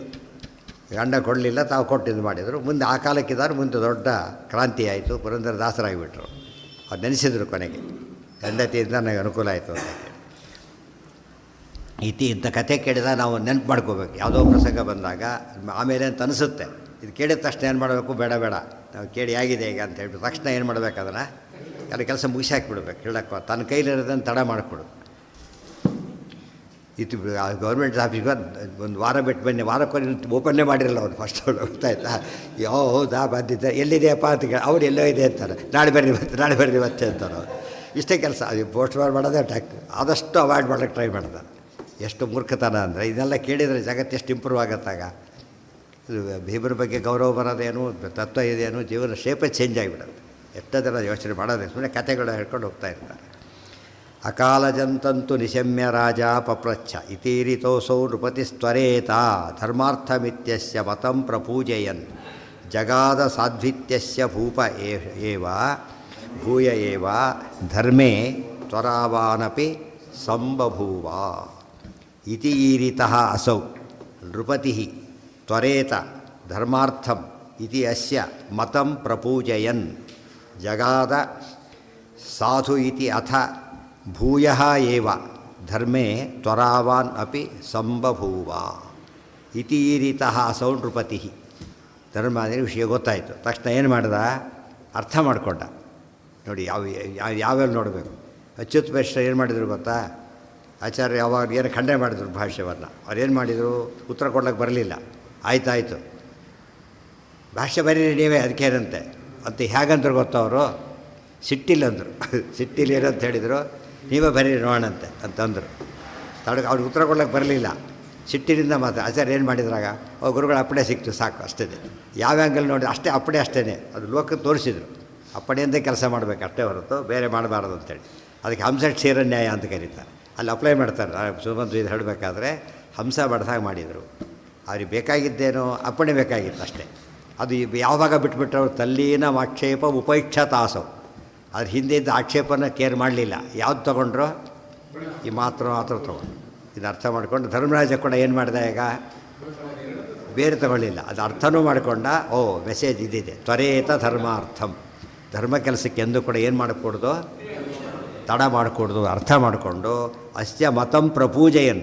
ಭೀಮ ಭಾರಿ ಒಳ್ಳೆ ಕೆಲಸ ಮಾಡಿಕೊಟ್ಟ ನನಗೆ. ಭೀಮ ನನಗೆ ಮೆಸೇಜ್ ಕೊಟ್ಟ, ಲೆಸನ್ ಹೇಳಿದ. ಈ ರೀತಿ ತಿಳ್ಕೊಂಡೆ ಹೊರತು ನಾನು ಮಹಾರಾಜನ ಹೀಗೆಲ್ಲ ಮಾತಾಡೋದ ಅಂತ ಇಲ್ಲೇ ಇಲ್ಲ. ಇದು ಆತ ಹೇಳಿದ್ದು ಭೀಮಸೇನ ಹೇಗೆ ಗ್ರೇಟೋ, ಅದನ್ನ ಕೇಳಿದ್ದು ಕೂಡ ಧರ್ಮರಾಜನ ಕರ್ತವ್ಯ. ಅದು ಹಾಗೆ ಹೇಳಿದವರಿಗೂ ಖುಷಿ, ಕೇಳಿದವ್ರಿಗೂ ಖುಷಿ. ಕೇಳದೆ ಹೋದ ಏನು ಹೇಳೋದು, ಕೊನೆಗೆ ಬೈಬೇಕಾಗತ್ತೆ. ಬೈತು ಅಥವಾ ಅಪಖ್ಯಾತಿ ಗುರಿ ಆಗ್ತಾರೆ. ಎಂದು ಹಾಗೆ ಮಾಡಬಾರ್ದು. ಹೇಳಿದ ಮಾತನ್ನು ಹೇಗೆ ಕೇಳಬೇಕು ಎಂಬುದಕ್ಕೆ ಧರ್ಮರಾಜ ಒಳ್ಳೆಯ ದೃಷ್ಟಾಂತ. ಧರ್ಮಾರ್ಥಮಿತ್ಯಸ್ಯ ಮತಂ ಪೂಜೆಯನ್ನಲ್ಲ, ಪ್ರಪೂಜೆಯನ್. ಭಾರಿ ಕೊಂಡಾಡಿದ ಭಲೆ ಭೀಮ ಅಂತ ಹೇಳಿಬಿಟ್ಟು. ಇದು ಹೇಳಿದರೆ ನಂಗೆ ಗೊತ್ತಾಗ್ತಿದ್ದೀರಿ ಒಳ್ಳೆ ಕೆಲಸ ಮಾಡಿದೆ ಅಂತೇಳಿ. ಪ್ರಪೂಜೆಯನ್. ಎಷ್ಟೋ ಜನ ಅದು ಬರ್ತಿದ್ದಾರೆ, ಕಥೆ ಕೇಳ್ತಾರೆ, ಆಮೇಲೆ ಹೇಳಿದವರು ಇದ್ದಾರೆ. ಯಾವುದೋ ಕೆಲಸ ನಾಳೆ ಅಂತ ಅಂದ್ಕೊಂಡಿದ್ದೆ, ಆಮೇಲೆ ಕೇಳಿದ ತಕ್ಷಣ ಅವತ್ತೇ ಮಾಡಬೇಕನ್ನಿಸ್ತು. ಆಮೇಲೆ ನೋಡ್ರಿ ಗೊತ್ತಾಯಿತು ನಾಳೆ ಅವ್ರು ಇರಲೇ ಇಲ್ಲ, ನಾನು ಕೊಟ್ಟಿದ್ದಕ್ಕೆ ಪುಣ್ಯ ಬಂತು ಇವತ್ತು ಮತ್ತು ವಿಮಾನ ಎಷ್ಟೋ ಜನ ಹೇಳ್ತಾರೆ, ಮಾಡಿದ್ದು ಭಾರಿ ಉಪಯೋಗ ಆಯ್ತು ನಮಗೆ ಅಂತೇಳಿ. ಕೆಲವು ಜಡ್ಜಸ್ ಹೇಳಿದವರು ಇದ್ದಾರೆ, ಗೊತ್ತಾಯ್ತಾ. ನಾಳೆ ಕೊಡೋದನ್ನು ಪೋಸ್ಟ್ಪೋನ್ ಮಾಡಿಬಿಟ್ಟಿದ್ರೆ ಅವತ್ತು ಇರ್ತೇನೆ ಇದ್ದಿಲ್ಲ. ಬೆಂಚ್ ಚೇಂಜ್ ಆಗಿಬಿಟ್ರೆ ಕತೆ ಮುಗೀತು ಅವರು. ಇವನೇ ಟ್ರಾನ್ಸ್ಫರ್ ಆದ, ಏನೋ ಆಯಿತು ಕತೆ ಹೋಯ್ತಲ್ಲಿ. ತಕ್ಷಣ ಕೈಲಿದ್ದನ್ನು ಮಾಡಿ ಹಾಕಿಬಿಡ್ಬೇಕು. ಅದು ಅಧಿಕಾರಿಗಳಿಗಂತೂ ಒಳ್ಳೆ ಲೆಸನ್ ಇದು. ಮರುದಿವಸ ಎಷ್ಟು ಉಪಕಾರ ಮಾಡೋ ಸಹ ಕಳ್ಕೊಂಡ್ಬಿಡ್ತಾರೋ ಹೇಳಿತಾ, ಆ ಕ್ಷಣಕ್ಕೆ ಮಾಡಿ ಮುಗಿಸ್ಬಿಡ್ಬೇಕು. ಯಾವುದೇ ಕೆಲಸನೂ ತಡ ಮಾಡಿಕೊಡೋದು. ಆದರೆ ಯಾವುದಕ್ಕೂ ಅಲ್ಲ, ಧರ್ಮಾರ್ಥಂ, ಧರ್ಮದ ಕಾರ್ಯ ಬಂದಾಗ ಮಾತ್ರ ಹಾಗೆ ಮಾಡಿ. ಉಲ್ಟಪಟ್ಟು ಹೇಳ್ತಾರೆ. ಧರ್ಮ ಕಾರ್ಯನ ತಳಂಬ ಮಾಡಬೇಡಿ, ಅಧರ್ಮ ಮಾಡಬೇಡಿ, ಅಕಸ್ಮಾತ್ ಮಾಡಬೇಕು ಅನ್ಸೆ ಜಸ್ಟ್ ಪೋಸ್ಟ್ಪೋನ್ ಇಟ್, ಆಮೇಲೆ ನಿಲ್ಲಿಸಕ್ಕೆ ಬರುತ್ತೆ ಅಂತ ಹೇಳ್ತಾರೆ. ಅಧರ್ಮ ಮಾಡಬೇಕು ಅನಿಸಿದರೆ ಈ ತುಂಬ ಇದಾಯಿತು, ತುಂಬ ವಯಸ್ಸಾದ ಬಂದಿದೆ, ತುಂಬ ವಯಸ್ಸಾದವ್ರು ವ್ರತ ಗೀತ ಮಾಡಬೇಕಾಗಿಲ್ಲ ಅಂತಿದೆ. ತುಂಬ ವಯಸ್ಸಾದವರು ತುಂಬ ಮಾಡ್ಕೊಂಬಂದಿರ್ತಾರೆ, ಅವರಿಗೆ ರೂಲ್ ಪ್ರಕಾರ ಬಿಡ್ಬೋದು. ಅವ್ರು ಯೋಚನೆ ಮಾಡ್ತಾರೆ, ಇದೊಂದು ಸತ್ತು ಟ್ರೈ ಮಾಡಿಬಿಡೋಣ, ಮಾಡೇ ಬಿಡೋಣ, ನೆಕ್ಸ್ಟ್ ಟೈಮ್ ಬೇಕಾದ್ರೆ ಬಿಟ್ಟರಾಗುತ್ತೆ ಅಂತಾರೆ. ಮತ್ತೆ ನೆಕ್ಸ್ಟ್ ಟೈಮ್ ಮಾಡ್ತಾರೆ ಹಾಗೇ, ಕೊನೆಗೆ ಬಿಡೋದೇ ಇಲ್ಲ ಅವರು. ಯಾಕೆ ಉದ್ದೇಶ ಏನು ಅಂದರೆ ಬಿಡೋಕ್ಕಾರೆ ಅವತ್ತೇ ಬಿಟ್ಟುಬಿಡ್ತಾರೆ. ಆ ಉದ್ದೇಶ ಅವರಿಗಿಲ್ಲ, ಬಿಡೋ ಉದ್ದೇಶ ಅವರಿಗಿಲ್ಲ. ಸೊ ಅದು ಅಡ್ವಾಂಟೇಜ್ ತೊಗೊಳಕ್ಕೆ ತಯಾರಿಲ್ಲ ಅವರು. ಅದು ಅವ್ರು ಹೇಳಿದ್ದಾರೆ ಆಸಕ್ತರು ಮಾಡಿ, ಹಂಗೆ ಶಕ್ತಿ ದೇವ್ರ ಶಕ್ತಿ ಕೊಟ್ಟಿದ್ದಾರಲ್ಲ ಇನ್ನೂ ಕೂಡ, ಇದು ಸ್ವಲ್ಪ ಮಾಡಿಬಿಡೋಣ, ಇದೊಂದು ಸೆಟ್ ಮಾಡೋಣ, ಹ್ಞೂ ಅಂತ ಮತ್ತೆ ಇದೊಂದು ಸೆಟ್ ಮಾಡ್ತೇನೆ ಅಂತಾರೆ. ಮತ್ತೆ ಇದೊಂದು ಅದು ಒಳ್ಳೆಯದು, ಅದು ಪಾಸಿಟಿವ್ ತೊಗೊಳ್ಳೋದು. ಕೆಲವರು ಕಾಯ್ತಿರ್ತಾರೆ ಸದ್ಯ ಮುಗಿತಪ್ಪ ಅಂತೇಳಿ ಯಾರು ಹೇಳಿಲ್ಲ 60 ವರ್ಷ ಆಯ್ತು ನಾನು ವಯಸ್ಸು ಎಲ್ಲ ಬಿಟ್ಬಿಟ್ಟೆ ಅಂದರೆ, ಯಾಕೆ 60 ವರ್ಷ ಆಯ್ತು ನನಗೆ ಅಂತೇಳಿ. ಇದನ್ನು ಗೌರ್ಮೆಂಟ್ ಸರ್ವೀಸಾ ದೇವ್ರ ಸರ್ವೀಸಾ ಇದು ರಿಟೈರ್ಮೆಂಟ್ ಇಲ್ಲ ಇದಕ್ಕೆ. ಸ್ವಧರ್ಮೇ ಸಾಯೋವರೆಗೂ ಮಾಡಬೇಕು, ಬೇರೆ ದಾರಿ ಇಲ್ಲ. ಪ್ರಾಣೇ ಕಂಠಗತ ಇರಪಿ ಅಂತ ಹೇಳ್ತಾರೆ ಧರ್ಮರಾಜ. ಧರ್ಮೇ ತ್ವರಾವಾನ್ ಇಷ್ಟು ಹೇಳಿದ ಅಷ್ಟೇ ಇಲ್ಲ, ತ್ವರಾವಾನಪಿ ಸಂಬಭೂವ. ಅವತ್ತಿನಿಂದ ಇನ್ನೂ ಫಾಸ್ಟಾಗಿ ಮಾಡೋಕ್ಕೆ ಶುರು ಮಾಡಿದ. ಮೊದಲೇ ಧರ್ಮರಾಜ ಇನ್ನೂ ಫಾಸ್ಟಾಗಿ ಭಾರಿ ಬುದ್ಧಿವಂತ, ಇನ್ನೂ ಬುದ್ಧಿವಂತನಾಗ್ತಾನೆ ಅಂತ ಹೇಳೋದಿಲ್ಲ, ಆ ರೀತಿ ಆಯಿತು. ಇತಿ ರೀತೋಸೌ ನೃಪತಿ ತ್ವರೇತ ಧರ್ಮಾರ್ಥಂ ಇತಿಯಸ್ಯ ಮತಂ ಪ್ರಪೂಜಯನ್ ಜಗಾದ ಸಾಧ್ವಿತ್ಯಥ ಭೂಯ ಏವ ಧರ್ಮೇ ತ್ವರಾವಾನ್ನಪಿ ಸಂಬಭೂವ. ಧರ್ಮೇ ತ್ವರಾವಾನ್ನಪಿ ಸಂಬಭೂವ. ಧರ್ಮದಲ್ಲಿ ಬಹಳಷ್ಟು ತ್ವರಾವಾನ್, ಧನವಾನ್ ಇದ್ದಾಗ ತ್ವರಾವಾನ್, ತ್ವರೆಯನ್ನು ಹೊಂದಿದವನಾಗಿ ಆಗಿಬಿಟ್ಟ. ಈ ಮಾತು ತುಂಬ ಸರ್ತಿ ಆಗಿದೆ. ಯಾರೋ ಉಪನ್ಯಾಸಕ್ಕೆ ಹೋದಾಗ ಹೇಳಿರ್ತಾರೆ, ಬೇರೆ ಊರಿಗೆ ಹೋಗಿದ್ದು ಉಪನ್ಯಾಸಕ್ಕೆ 8 ರಾತ್ರಿ 9 ಗಂಟೆಗೆ ಹೇಳಿದರು. ಏನಂತ, ನಮ್ಮಲ್ಲಿ ಹಳೆಯ ಕಾಲದ ಪುಸ್ತಕ ಇದೆ, ಬೇಕಾದ್ರೆ ಕೊಡ್ತೀವಿ ಅಂತ ಹೇಳಿದರು. ತಕ್ಷಣ ಬೇರೆ ಊರಿಗೆ ಹೋಗ್ರ ತಕ್ಷಣ ಇದು ಭೀಮಸೇನದೇವ್ರ ಮಾತು ಆಗಲೇ ಹೊರಟಿದ್ದೆ ಅವ್ರ ಮನೆಗೇ. ರಾತ್ರಿ ಹೊರಟೋದಾಗ ವಾಪಸ್ಸು ತುಂಬ ಪುಸ್ತಕ ಇರುತ್ತೆ. 2 ಗಂಟೆವರೆಗೂ ಪ್ಯಾಕ್ ಮಾಡ್ಕೊಂಡು ಹೊರಟ್ರೆ ಉಳಿದವ್ರು ಹೇಳೋಕ್ಕೂ ಟೈಮಿಲ್ಲ. ಫೋನ್ಗೇನು ಇದ್ದ ಕಾಲ ಅಲ್ಲ ಆಗ ಹೇಳೋದಕ್ಕೆ, ಇರುತ್ತೆ ಫೋನ್ಗೇನು ಇದ್ದ ಕಾಲ ಅಲ್ಲ. ಆದರೆ ಅದು ನೋಡಿ ಅಷ್ಟು ತೊಗೊಂಡು ಹೋದರೆ ಮರುದಿವ್ಸ ಬೆಳಿಗ್ಗೆಗೆ ಇನ್ನೊಬ್ರು ಯಾರೋ ಬಂದು ಉಳಿದ ಪುಸ್ತಕನ ನನಗೆ ಬೇಕಾಗಿದ್ದೆಲ್ಲ ತಂದಾಗಿತ್ತು. ನಾನು ಉಳಿದ ಪುಸ್ತಕ ಯಾರೋ ಇನ್ನೊಬ್ರು ಯಾರು ಸಾಯಂಕಾಲ ಕೆಳಗೆ ಸಿಗಲಿಲ್ಲ ಅವ್ರಿಗೆ. ಆಯಿತು, ಪೋಸ್ಟ್ಪೋನ್ ಮಾಡಿದ್ರೆ ಅಕಸ್ಮಾತ್ ಅಷ್ಟು ಬುಕ್ಸ್ ಮಿಸ್ ಆಗ್ತಿತ್ತು. ಇವತ್ತು ಅವ್ರ ಮಾತು ಭೀಮಸೆ ಎಷ್ಟು ಒಂದು ಸರ್ತಿ ಆಗಿಲ್ಲ, ಎಷ್ಟು ಸರ್ತಿ ಆಗಿಲ್ಲ ಲೆಕ್ಕನೇ ಇಲ್ಲ. ಇದು ಮಾತು ನೆನಪಿದ್ದು ಬಿಟ್ಟರೆ ಒಳ್ಳೆ ಸಾಧನೆ ಮಾಡೋದಕ್ಕೆ ಹೇಗೆ ಉಪಯೋಗ ಬರುತ್ತೆ ಹೇಳಿದ. ಅದನ್ನು ಯಾವಾಗ ಅಪ್ಲೈ ಮಾಡ್ಕೋಬೇಕು. ನಾವು ತುಂಬ ಸರ್ತಿ ಕೇಳೋದೇ ಇಲ್ಲ ಮನುಷ್ಯ, ಫಸ್ಟ್ ಡಿಫೆಕ್ಟ್ ಅದು. ಕೇಳಿದ್ಮೇಲೆ ನಮಗಲ್ಲ ಅಂತ ಕೇಳ್ತಾರೆ, ನಮಗಲ್ಲ ಇದು ಅಂಥೇಳಿ. ಯಾರು ಹೇಳಿರೋದೇನೆಲ್ಲ ಕೂಡ ಮರ್ತ್ಯ ದೇಹ ನಮಗೆ ಹೇಳಿರೋದು. ಯಾರಿಗೆ ಶ್ಯೂರಿಟಿ ಇಲ್ಲ ಅವ್ರಿಗೆ ಹೇಳಿದ್ದು ನಮಗೆಲ್ಲ ಅದೇನು ಅರ್ಥ. ಈಗ ಇವ್ರು ಅನ್ಕೋಬೋದು, ಯಾರು ಅನ್ಕೋಬೋದು ಇದನ್ನು? ದೇವತೆಗಳು ಅನ್ಕೊಂಡಿರ್ಬೇಕಾದ್ರೆ ಗ್ಯಾರಂಟಿ ಇದ್ದವರು. ಅದಕ್ಕೇ ಹೇಳಿದ್ರು, ಅವರಾದರೆ ಅನ್ಕೋಬೋದು, ನಾವು ಅನ್ಕೊಳ್ಳೋಕ್ಕೆ ಬರೋದಿಲ್ಲ. ದೇವತೆಗಳು ಮನುಷ್ಯ ದೇಹದಲ್ಲಿದ್ದಾಗ ಅನ್ಕೋಬಾರ್ದು ಅಂದರೆ, ನಾವು ಮನುಷ್ಯರು ಮನುಷ್ಯ ದೇಹ ಬೇರೆ ಡಬಲ್ ಇದ್ದಾರೆ ಎಂದು ಹಾಗೆ ತೊರೆ ಮಾಡಬಾರ್ದು. ಅರ್ಜೆಂಟ್ ಇದು ಹೇಳ್ತಾರೆ. ಇನ್ನೊಂದು ಮಾತಿದೆ, ಗೃಹೀತ ಇವ ಕೇಶೇಶು ಮೃತ್ಯುನಾ ಧರ್ಮಮಾಚರೆ. ಸುಭಾಷಿತ. ಧರ್ಮಾಚರಣೆ ಹೇಗೆ ಮಾಡಬೇಕು ಅಂದರೆ, ಮೃತ್ಯು ಬಂದು ತಲೆ ಮೇಲೆ ಕೂತ್ಬಿಟ್ಟಿದೆ ಈಗಾಗಲೇ, ಎಷ್ಟೋ ಕೊಡೆಗೆ ತಯಾರಿದೆ. ಆ ಸ್ಥಿತಿ ನೆನೆಸ್ಕೊಂಡು ಧರ್ಮ ಮಾಡಿಬಿಡಿ. ವೆರಿ ನೆಕ್ಸ್ಟ್ ಮೂಮೆಂಟ್ ನಾವು ಸಾಯ್ಬೋದು ಅಂತ ಒಳ್ಳೆ ಕೆಲಸ ಮಾಡಿಬಿಡಿ. ಅರ್ಥ ಆಯ್ತಾ? ಆದರೆ ಜ್ಞಾನ ಸಂಪಾದನೆ ಮಾಡಬೇಕಾದ್ರೆ ಮಾತ್ರ ಹೇಗೆ ಮಾಡಬೇಕಂತ, ಅಜರಾಮರವತ್ ಪ್ರಾಜ್ಞ ವಿದ್ಯಾಮರ್ಥಂಚ ಸಾಧಯತ್. ನನಗೆ ಸಾವೇ ಇಲ್ಲ, ಮುಪ್ಪೇ ಇಲ್ಲ ಅನ್ನೋ ರೀತಿಯಲ್ಲಿ ಜ್ಞಾನ ಧನ ಸಂಪಾದನೆ ಮಾಡಬೇಕು. ಅಂದರೆ ಕೇರ್ಫುಲ್ಲಾಗಿರಬೇಕಲ್ಲಿ, ಹುಷಾರಾಗಿರಿ, ಯೋಚನೆ ಮಾಡಬೇಕು, ವ್ಯರ್ಥ ಮಾಡಬೇಕು. ಸಂಪಾದನೆ ಕೆಲಸ ಬೇರೆ, ಕೊಡೋ ಕೆಲಸ ಬೇರೆ. ಕೊಡೋದ್ರ ಬಗ್ಗೆ ನಿಮ್ಮ ಕೈಯಲ್ಲಿದೆ, ತೊಗೊಳ್ಳೋದು ನಿಮ್ಮ ಕೈಯಲ್ಲಿಲ್ಲ. ನಾಳೆ ಬೆಳಗ್ಗೆ ಬ್ರಾಹ್ಮಣ ಒಪ್ಪಿಕೊಂಡ, ನಾಳೆ ಬೆಳಗ್ಗೆ ಆಯಿತು ಅಂತ ಹೇಳಿದ. ಆದ್ದರಿಂದ ಅಲ್ಲಿ ಹಾಗಿರಬೇಕು, ಇಲ್ಲಿ ಹೀಗಿರಬೇಕು ಅಂತ ಹೇಳಿದ. ಅದಿಷ್ಟು ಸಾರಾಂಶ ಇದೆ. ಇಲ್ಲೊಂದು ಪ್ರಶ್ನೆ ಬರುತ್ತೆ, ಆ ಬ್ರಾಹ್ಮಣ ಯಾರು ಅಂತ ಪ್ರಶ್ನೆ ಇದೆ. ಈ ಕಥೆ ಇವತ್ತು ಇಲ್ಲಿ ಮಹಾಭಾರತದಲ್ಲಿ ಸಿಗೋದಿಲ್ಲ. ಚಾತುರ್ಮಾಸ್ಯ ಮಾತು ವರಾಪುರಾಣದಲ್ಲಿ ಕಥೆ ಬರುತ್ತೆ, ಇದೇ ಕಥೆ ಬರುತ್ತದೆ. ಎಲ್ಲ ಸೇಮ್. ಒಂದು ಏನು ಚೇಂಜ್ ಇದೆ ಗೊತ್ತಾ, ಅಲ್ಲಿ ಬಂದಿದ್ದು ಯಾವುದೋ ಬ್ರಾಹ್ಮಣ ಅಲ್ಲ, ಕೃಷ್ಣನೇ ಆ ರೂಪದಲ್ಲಿ ಬಂದಿದ್ದ ಅಂತ ಬರುತ್ತೆ. ಆದರೆ ಕೃಷ್ಣನೇ ಆ ರೂಪದಲ್ಲಿ ಬಂದಿದ್ದ, ಇದರಲ್ಲಿ ಬಂದಿಲ್ಲ ಅಂತ ಇದೆ. ಅರ್ಥ ಆಯ್ತಾ? ಅವಾಗ ನಮಗೇನು ಅನಿಸುತ್ತೆ, ಆಚಾರ ಮಾತು ಹೇಳಲಿಲ್ಲ, ಅದು ವಿಪ್ರವರ್ಯ ಅನ್ನೋ ಪದ ಹಾಕ್ತಾರೆ, ವಿಪ್ರವರಹ ಅಂತ ಹೇಳ್ತಾರೆ. ಇವರೆಲ್ಲ ಏನಿದೆ ಎಲ್ಲ ಪದಗಳೆಲ್ಲ ವರ ಶ್ರೇಷ್ಠ ಅನ್ನೋ ಪದಗಳು ಸಾಮಾನ್ಯಗಳ ಅಪ್ಲೈ ಆಗೋದಲ್ಲ. ದೇರ್ಫೋರ್ ಆಚಾರ ಸೂಚನೆ ಮಾಡಿದ್ದಾರೆ, ಸ್ಪಷ್ಟ ಹೇಳಿಲ್ಲ. ಅದು ಆಗಿದ್ದರೆ ಏನೋ ಅನುಕ್ತಿ ಎಂಬುದು ದೋಷ ಅಲ್ಲ ಇಂಥದ್ದಕ್ಕೆಲ್ಲ. ಹಾಗಂದ ಒಪ್ಪುವುದು. ಅದು ಕೃಷ್ಣನೇ ಧರ್ಮಾದಿನ ಪರೀಕ್ಷೆ ಮಾಡಬೇಕು, ಒಂದು ಕಡೆಗೆ ಅದು ತೋರಿಸ್ಕೊಡ್ಬೇಕು. ಕೃಷ್ಣನಿಗೆ ಪರೀಕ್ಷೆ ಬೇಕಿಲ್ಲ, ತೋರಿಸ್ಬೇಕು. ಆದರೆ ಭೀಮಸೇನ ಹಿರಿಮೆ ಜಗತ್ತಿಗೆ ಅರ್ಥ ಮಾಡಿಸ್ಬೇಕು, ಮತ್ತು ಧರ್ಮ ಹೇಳಬೇಕು ಜಗತ್ತಿಗೆ. ಈ 3 ಕಾರಣಕ್ಕೋಸ್ಕರ ಪರಮಾತ್ಮ ಆ ರೀತಿ ಮಾಡಿದ. ಎಷ್ಟೋ ಸತ್ತ ಎಷ್ಟು ಆಶ್ಚರ್ಯ ಅಲ್ಲ. ಪುರಂದಾಸ ಕಥೆ ಹೇಳಬೇಕಾದ್ರೂ ಕೂಡ ಬಂದು ಬ್ರಾಹ್ಮಣ ಯಾರಂತ ಕರೀತಾರೆ? ದೇವರೇ ಬಂದಿದ್ದ, ಆ ಕೂಸು ಬ್ರಹ್ಮದೇವರೇ ಕರ್ಕೊಂಡ್ಬಂದಿದ್ರು ಅಂತೆಲ್ಲ ಹೇಳ್ತಾರೆ. ಆದ್ದರಿಂದ ಅದೇನು ಅಸಂಭಾವಿತ ಅಲ್ಲ. ಕೆಲವರು ಏನು ಮಾಡ್ತಾರೆ, ಈ ಕಥೆ ಪ್ರಮಾಣ ಇಲ್ಲ ಆದ್ದರಿಂದ ಒಪ್ಪಿಲ್ಲ. ಪ್ರಮಾಣ ಕೊಟ್ಟೇ ಹೇಳಿರೋದು. ವರ ಪಡೆದ ಪ್ರಮಾಣ ಅಲ್ವೇನದು? ಪ್ರಮಾಣ ಬಂದು ಇದ್ದ ಮೇಲೆ ಇನ್ನೂ ಪ್ರಮಾಣ ಕೊಟ್ಟಿಲ್ಲ ಅಂದರೆ ಅರ್ಥ ಇಲ್ಲ ಅದಕ್ಕೆ. ಡಾಕ್ಯುಮೆಂಟ್ ಕೊಟ್ಟ ಮೇಲೆ ಡಾಕ್ಯುಮೆಂಟ್ ಕೊಟ್ಟಿಲ್ಲ ಅಂದರೆ ಕಲ್ಪನೆ ಮಾಡಿ ಹೇಳಿದ್ರೆ ತಪ್ಪದು. ಪುರಾಣದ ವಾಕ್ಯನೇ ಆಗಿರಬೇಕಾದ್ರೆ ಅದನ್ನು ಯೋಚನೆ ಮಾಡಿ. ಪ್ರಮಾಣ ಕೊಟ್ಟಿಲ್ಲ ಅಂತ ಹೇಳೋ ಮಾಡಕ್ಕೆ ಬರೋದಿಲ್ಲ. ಹಾಂ ಹಾಂ ಹಾಂ ಯಾರಿಗೆ? ಭೀಮಸೇನದೇವ್ರು ಹೇಳಿದ್ದೇನೋ ಅವ್ರ ವಿಷಯ ಅಂತ ಹೇಳಕ್ಕೆ ಪೂರ್ಣ ಪ್ರಜ್ಞರವರು. ಧರ್ಮರಾಜನಿಗೆ ಗೊತ್ತಿಲ್ಲ. ಮತ್ತು ಅವ್ರು ಏನೇ ಮಾಡಿದರೂ ಕೂಡ ಅವ್ರು ಇಬ್ಬರು ಸೇರೇ ಮಾಡೋದು. ಉಸಿರಾಟ ಹಾಗೆ ನಡೆಯುತ್ತಾ ಹಾಗೆ ಪ್ರಾಣದೇವರು ಮಾಡ್ತಾರೆ, ದೇವರು ಮಾಡಿಸ್ತಾರೆ. ಅದು ಇಬ್ಬರಿಗೂ ಗೊತ್ತು. ಇತಿ ರೀತೋಸೌ ನೃಪತಿಸ್ತ್ವರೇತ ಧರ್ಮಾರ್ಥಮಿತ್ಯಸ್ಯ ಮತಂ ಪ್ರಪೂಜಯನ್ ಜಗಾದ ಸಾಧ್ವಿತ್ಯಥ ಭೂಯ ಏವ ಧರ್ಮೇ ತ್ವರಾವಾನಪಿ ಸಂಬಭೂವ ಅಥಾಂಬಿಕೇಯಂ ವಿಷಯೇಷು ಸಕ್ತಂ ದುಸ್ಸಂಗದುಷ್ಟಂ ಕೃತಭೂರಿದೋಷಂ ಸಮಸ್ತರಾಜಾಪ್ಯಯ ಹೇತುಭೂತಂ ವಿಚಾರ್ಯಮ ತಂ ಮಾರುತಿರನ್ವಕಂಪತ. ಇದಿಷ್ಟು ಒಂದು ಇನ್ಸಿಡೆಂಟು. ಮೆಸೇಜ್ ಮೇಲೆ ಮೆಸೇಜ್ ಕೊಡ್ತಾರೆ ಆಚಾರ್ಯರು. ಕೆಲಸ ಮುಗೀತು. ಇದಾದ ಮೇಲೆ ಅಥಾ ಇನ್ನೊಂದು ವಿಷಯ. ಅಥಾ ಶಬ್ದ ಬಂದ ತಕ್ಷಣ ಏನರ್ಥ? ವಿಷಯ ಪ್ರಸಂಗಾಂತರ ಅಂತ ಒಂದು ಅರ್ಥ. ಮತ್ತು ಇನ್ನೊಂದು ಕಥೆ ಹೇಳಿದಾಗ ಮಂಗಳಾಚರಣೆಯೂ ಆಯಿತು. ಎರಡೆರಡು ಕೆಲಸನೂ ಮಾಡ್ತಾರೆ. ಹಾಂ ಹಾಂ ಹಾಂ ಸ್ವರೂಪದ ಪ್ರಶ್ನೆ ಬರೋದೇ ಇಲ್ಲ ಅಲ್ಲಿ. ಕೊಟ್ಟರು ಅಂದರೆ ಸ್ವರೂಪದ್ದಲ್ಲ ಅಂತಲೇ ಅರ್ಥ. ಯಾರು? ಕೃಷ್ಣ ಬಂದಿದ್ದು ಯಾರು? ಹೌದು, ಬೇರೆ ಕೊಟ್ಟರು ಯಾರಿಗೆ ಕೊಟ್ಟರು ಅದು ಧರ್ಮನೇ. ಅದೇ ಆಗಬೇಕಾಗಿಲ್ಲ. ಸ್ವರೂಪದ ಪ್ರಶ್ನೆ ಬರೋದೇ ಇಲ್ಲ. ಅದರಿಂದಾಗಿಯೇ ಕೊಟ್ಟ ಅಂತ ಅಷ್ಟೇ ಅರ್ಥ. ನಿಜ ಹಸ್ತಭೂಷ ಯಾವುದನ್ನು ತೇಲಕ್ಕಾಗೋದಿಲ್ಲ, ಕೊಡೋದು ಇಲ್ಲ. ಹಾಗೆಲ್ಲ ಮಮಾಸ ಹರ್ಷಃ ಇತೀರಿತೋಸೌ ನೃಪತಿಸ್ತ್ವರೇತ ಧರ್ಮಾರ್ಥಮಿತ್ಯಸ್ಯ ಮತಂ ಪ್ರಪೂಜಯನ್ ಜಗಾದ ಸಾಧ್ವಿತ್ಯತ ಭೂಯ ಏವ. ಇಲ್ಲಿ ಸ್ವಾರಸ್ಯ ಹೇಳಬೇಕಾದ್ರೆ ಯಜ್ಞೇಶ್ವರನ ಜೊತೆ ವಾಸ ಮಾಡ್ತಿದ್ದಾರೆ. ಬ್ರಾಹ್ಮಣ ಯಜ್ಞಕ್ಕೋಸ್ಕರ ಕೇಳಕ್ಕೆ ಬಂದ. ಮಾಡ್ತಿರೋ ಕೆಲಸ ಏನು? ಯಜ್ಞೇಶ್ವರನ ಪೂಜೆ. ಬ್ರಾಹ್ಮಣ ಬಂದಿರೋದು ಯಾವುದಕ್ಕೋಸ್ಕರ? ಯಜ್ಞ ಮಾಡೋಕ್ಕೋಸ್ಕರ. ಅಂದರೆ ಎರಡು ಕರೆಕ್ಟಾಗಿದೆ. ಆ ಧರ್ಮರಾಜ ಒಪ್ಕೊಂಡಿದ್ದು ಕರೆಕ್ಟಾಗಿ ಮಾಡಿದೆ. ಬೆಳಿಗ್ಗೆ ಅಂತ ಹೇಳಿದ್ರಲ್ಲಿ ಮಾತ್ರ ತಪ್ಪಾಯಿತು, ಆ ಆ್ಯಂಗಲಲ್ಲಿ ಮಾತ್ರ. ಇಲ್ಲಿ ಭೀಮಸೇನ ಅದನ್ನು ಯಜ್ಞೇಶ್ವರ ಅನ್ನೋ ಪದ ಇಟ್ಕೊಂಡಾಗ ಆಗ ನಮಗೆ ಸ್ವಾರಸ್ಯ ಎಷ್ಟು ಎದ್ದು ಕಾಣುತ್ತಾಗ. ಅಥಾಂಬಿಕೇಯಂ ವಿಷಯೇಷು ಸಕ್ತಂ ದುಸ್ಸಂಗದುಷ್ಟಂ ಕೃತಭೂರಿದೋಷಂ ಸಮಸ್ತರಾಜಾಪ್ಯಯ ಹೇತುಭೂತಂ ವಿಚಾರ್ಯತಂ ಮಾರುತಿ ಅನ್ವಕಂಪತ.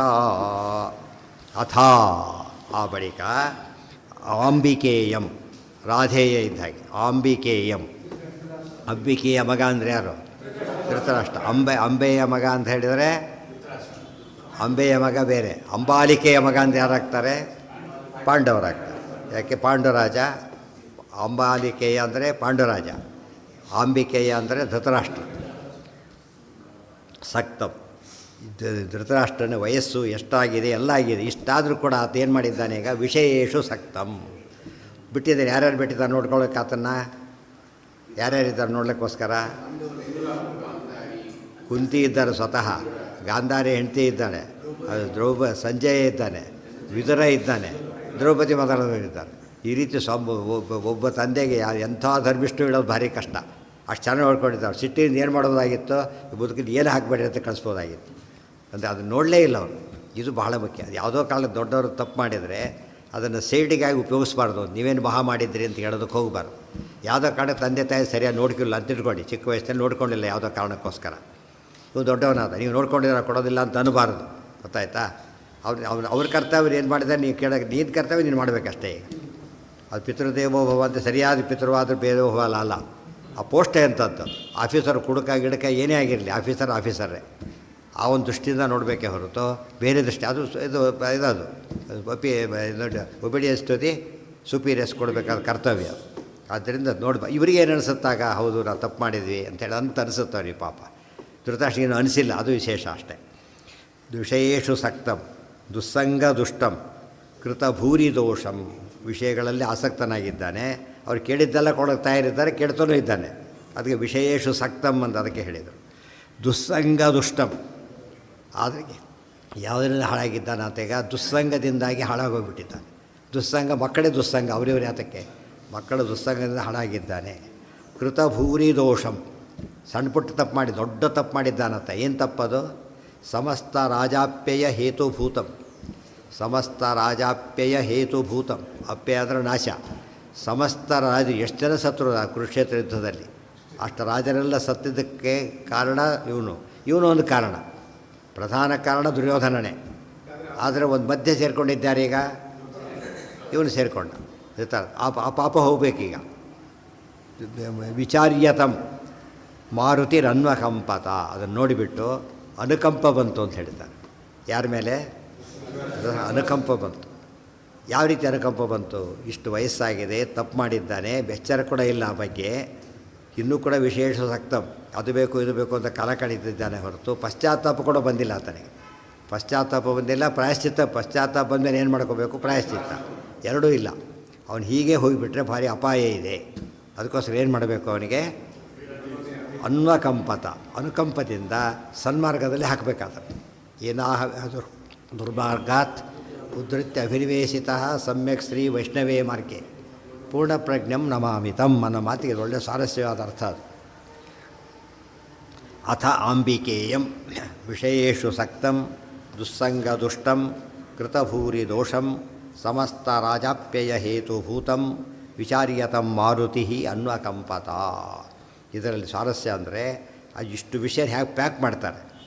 ವಿಷಯೇಷು ಸಕ್ತಂ ದುಸ್ಸಂಗ ದುಷ್ಟಂ ಕೃತಭೂರಿ ದೋಷಂ ಸಮಸ್ತ ರಾಜಾಪ್ಯಯ ಹೇತುಭೂತಂ ವಿಚಾರ್ಯತಂ ಮಾರುತಿ ಅನ್ವಕಂಪತ. ಏನೇನು ತಪ್ಪು ಮಾಡಿದ್ದ ಎಂಬುದನ್ನು ಒಂದು ಅಕ್ಷರ ವೇಸ್ಟ್ ಮಾಡೋದಿಲ್ಲ ಆಚಾರ್ಯ ಬರೀಬೇಕಾದ್ರೆ. ಏನಾಗೋದಿಲ್ಲ, ಕವಿಗಳ ಪದ್ಧತಿ ಏನಂದರೆ ವೇಸ್ಟ್ ಮಾಡ್ತಾನೇ ಇರಬೇಕು. ಅವರು ಏನು ಮಾಡ್ತೇವೆ, ಒಂದು ಏನೇನು ಬೇಕೋ ಹಾಕ್ತೀವಿ, ಸುಮ್ಮನೆ ಒಂದು ಕತೆ ಎಲ್ಲ ನಿಲ್ಲಿಸಿಬಿಡ್ತಾರೆ, ಏನೋ ಶುರು ಮಾಡಿಬಿಡ್ತಾರೆ.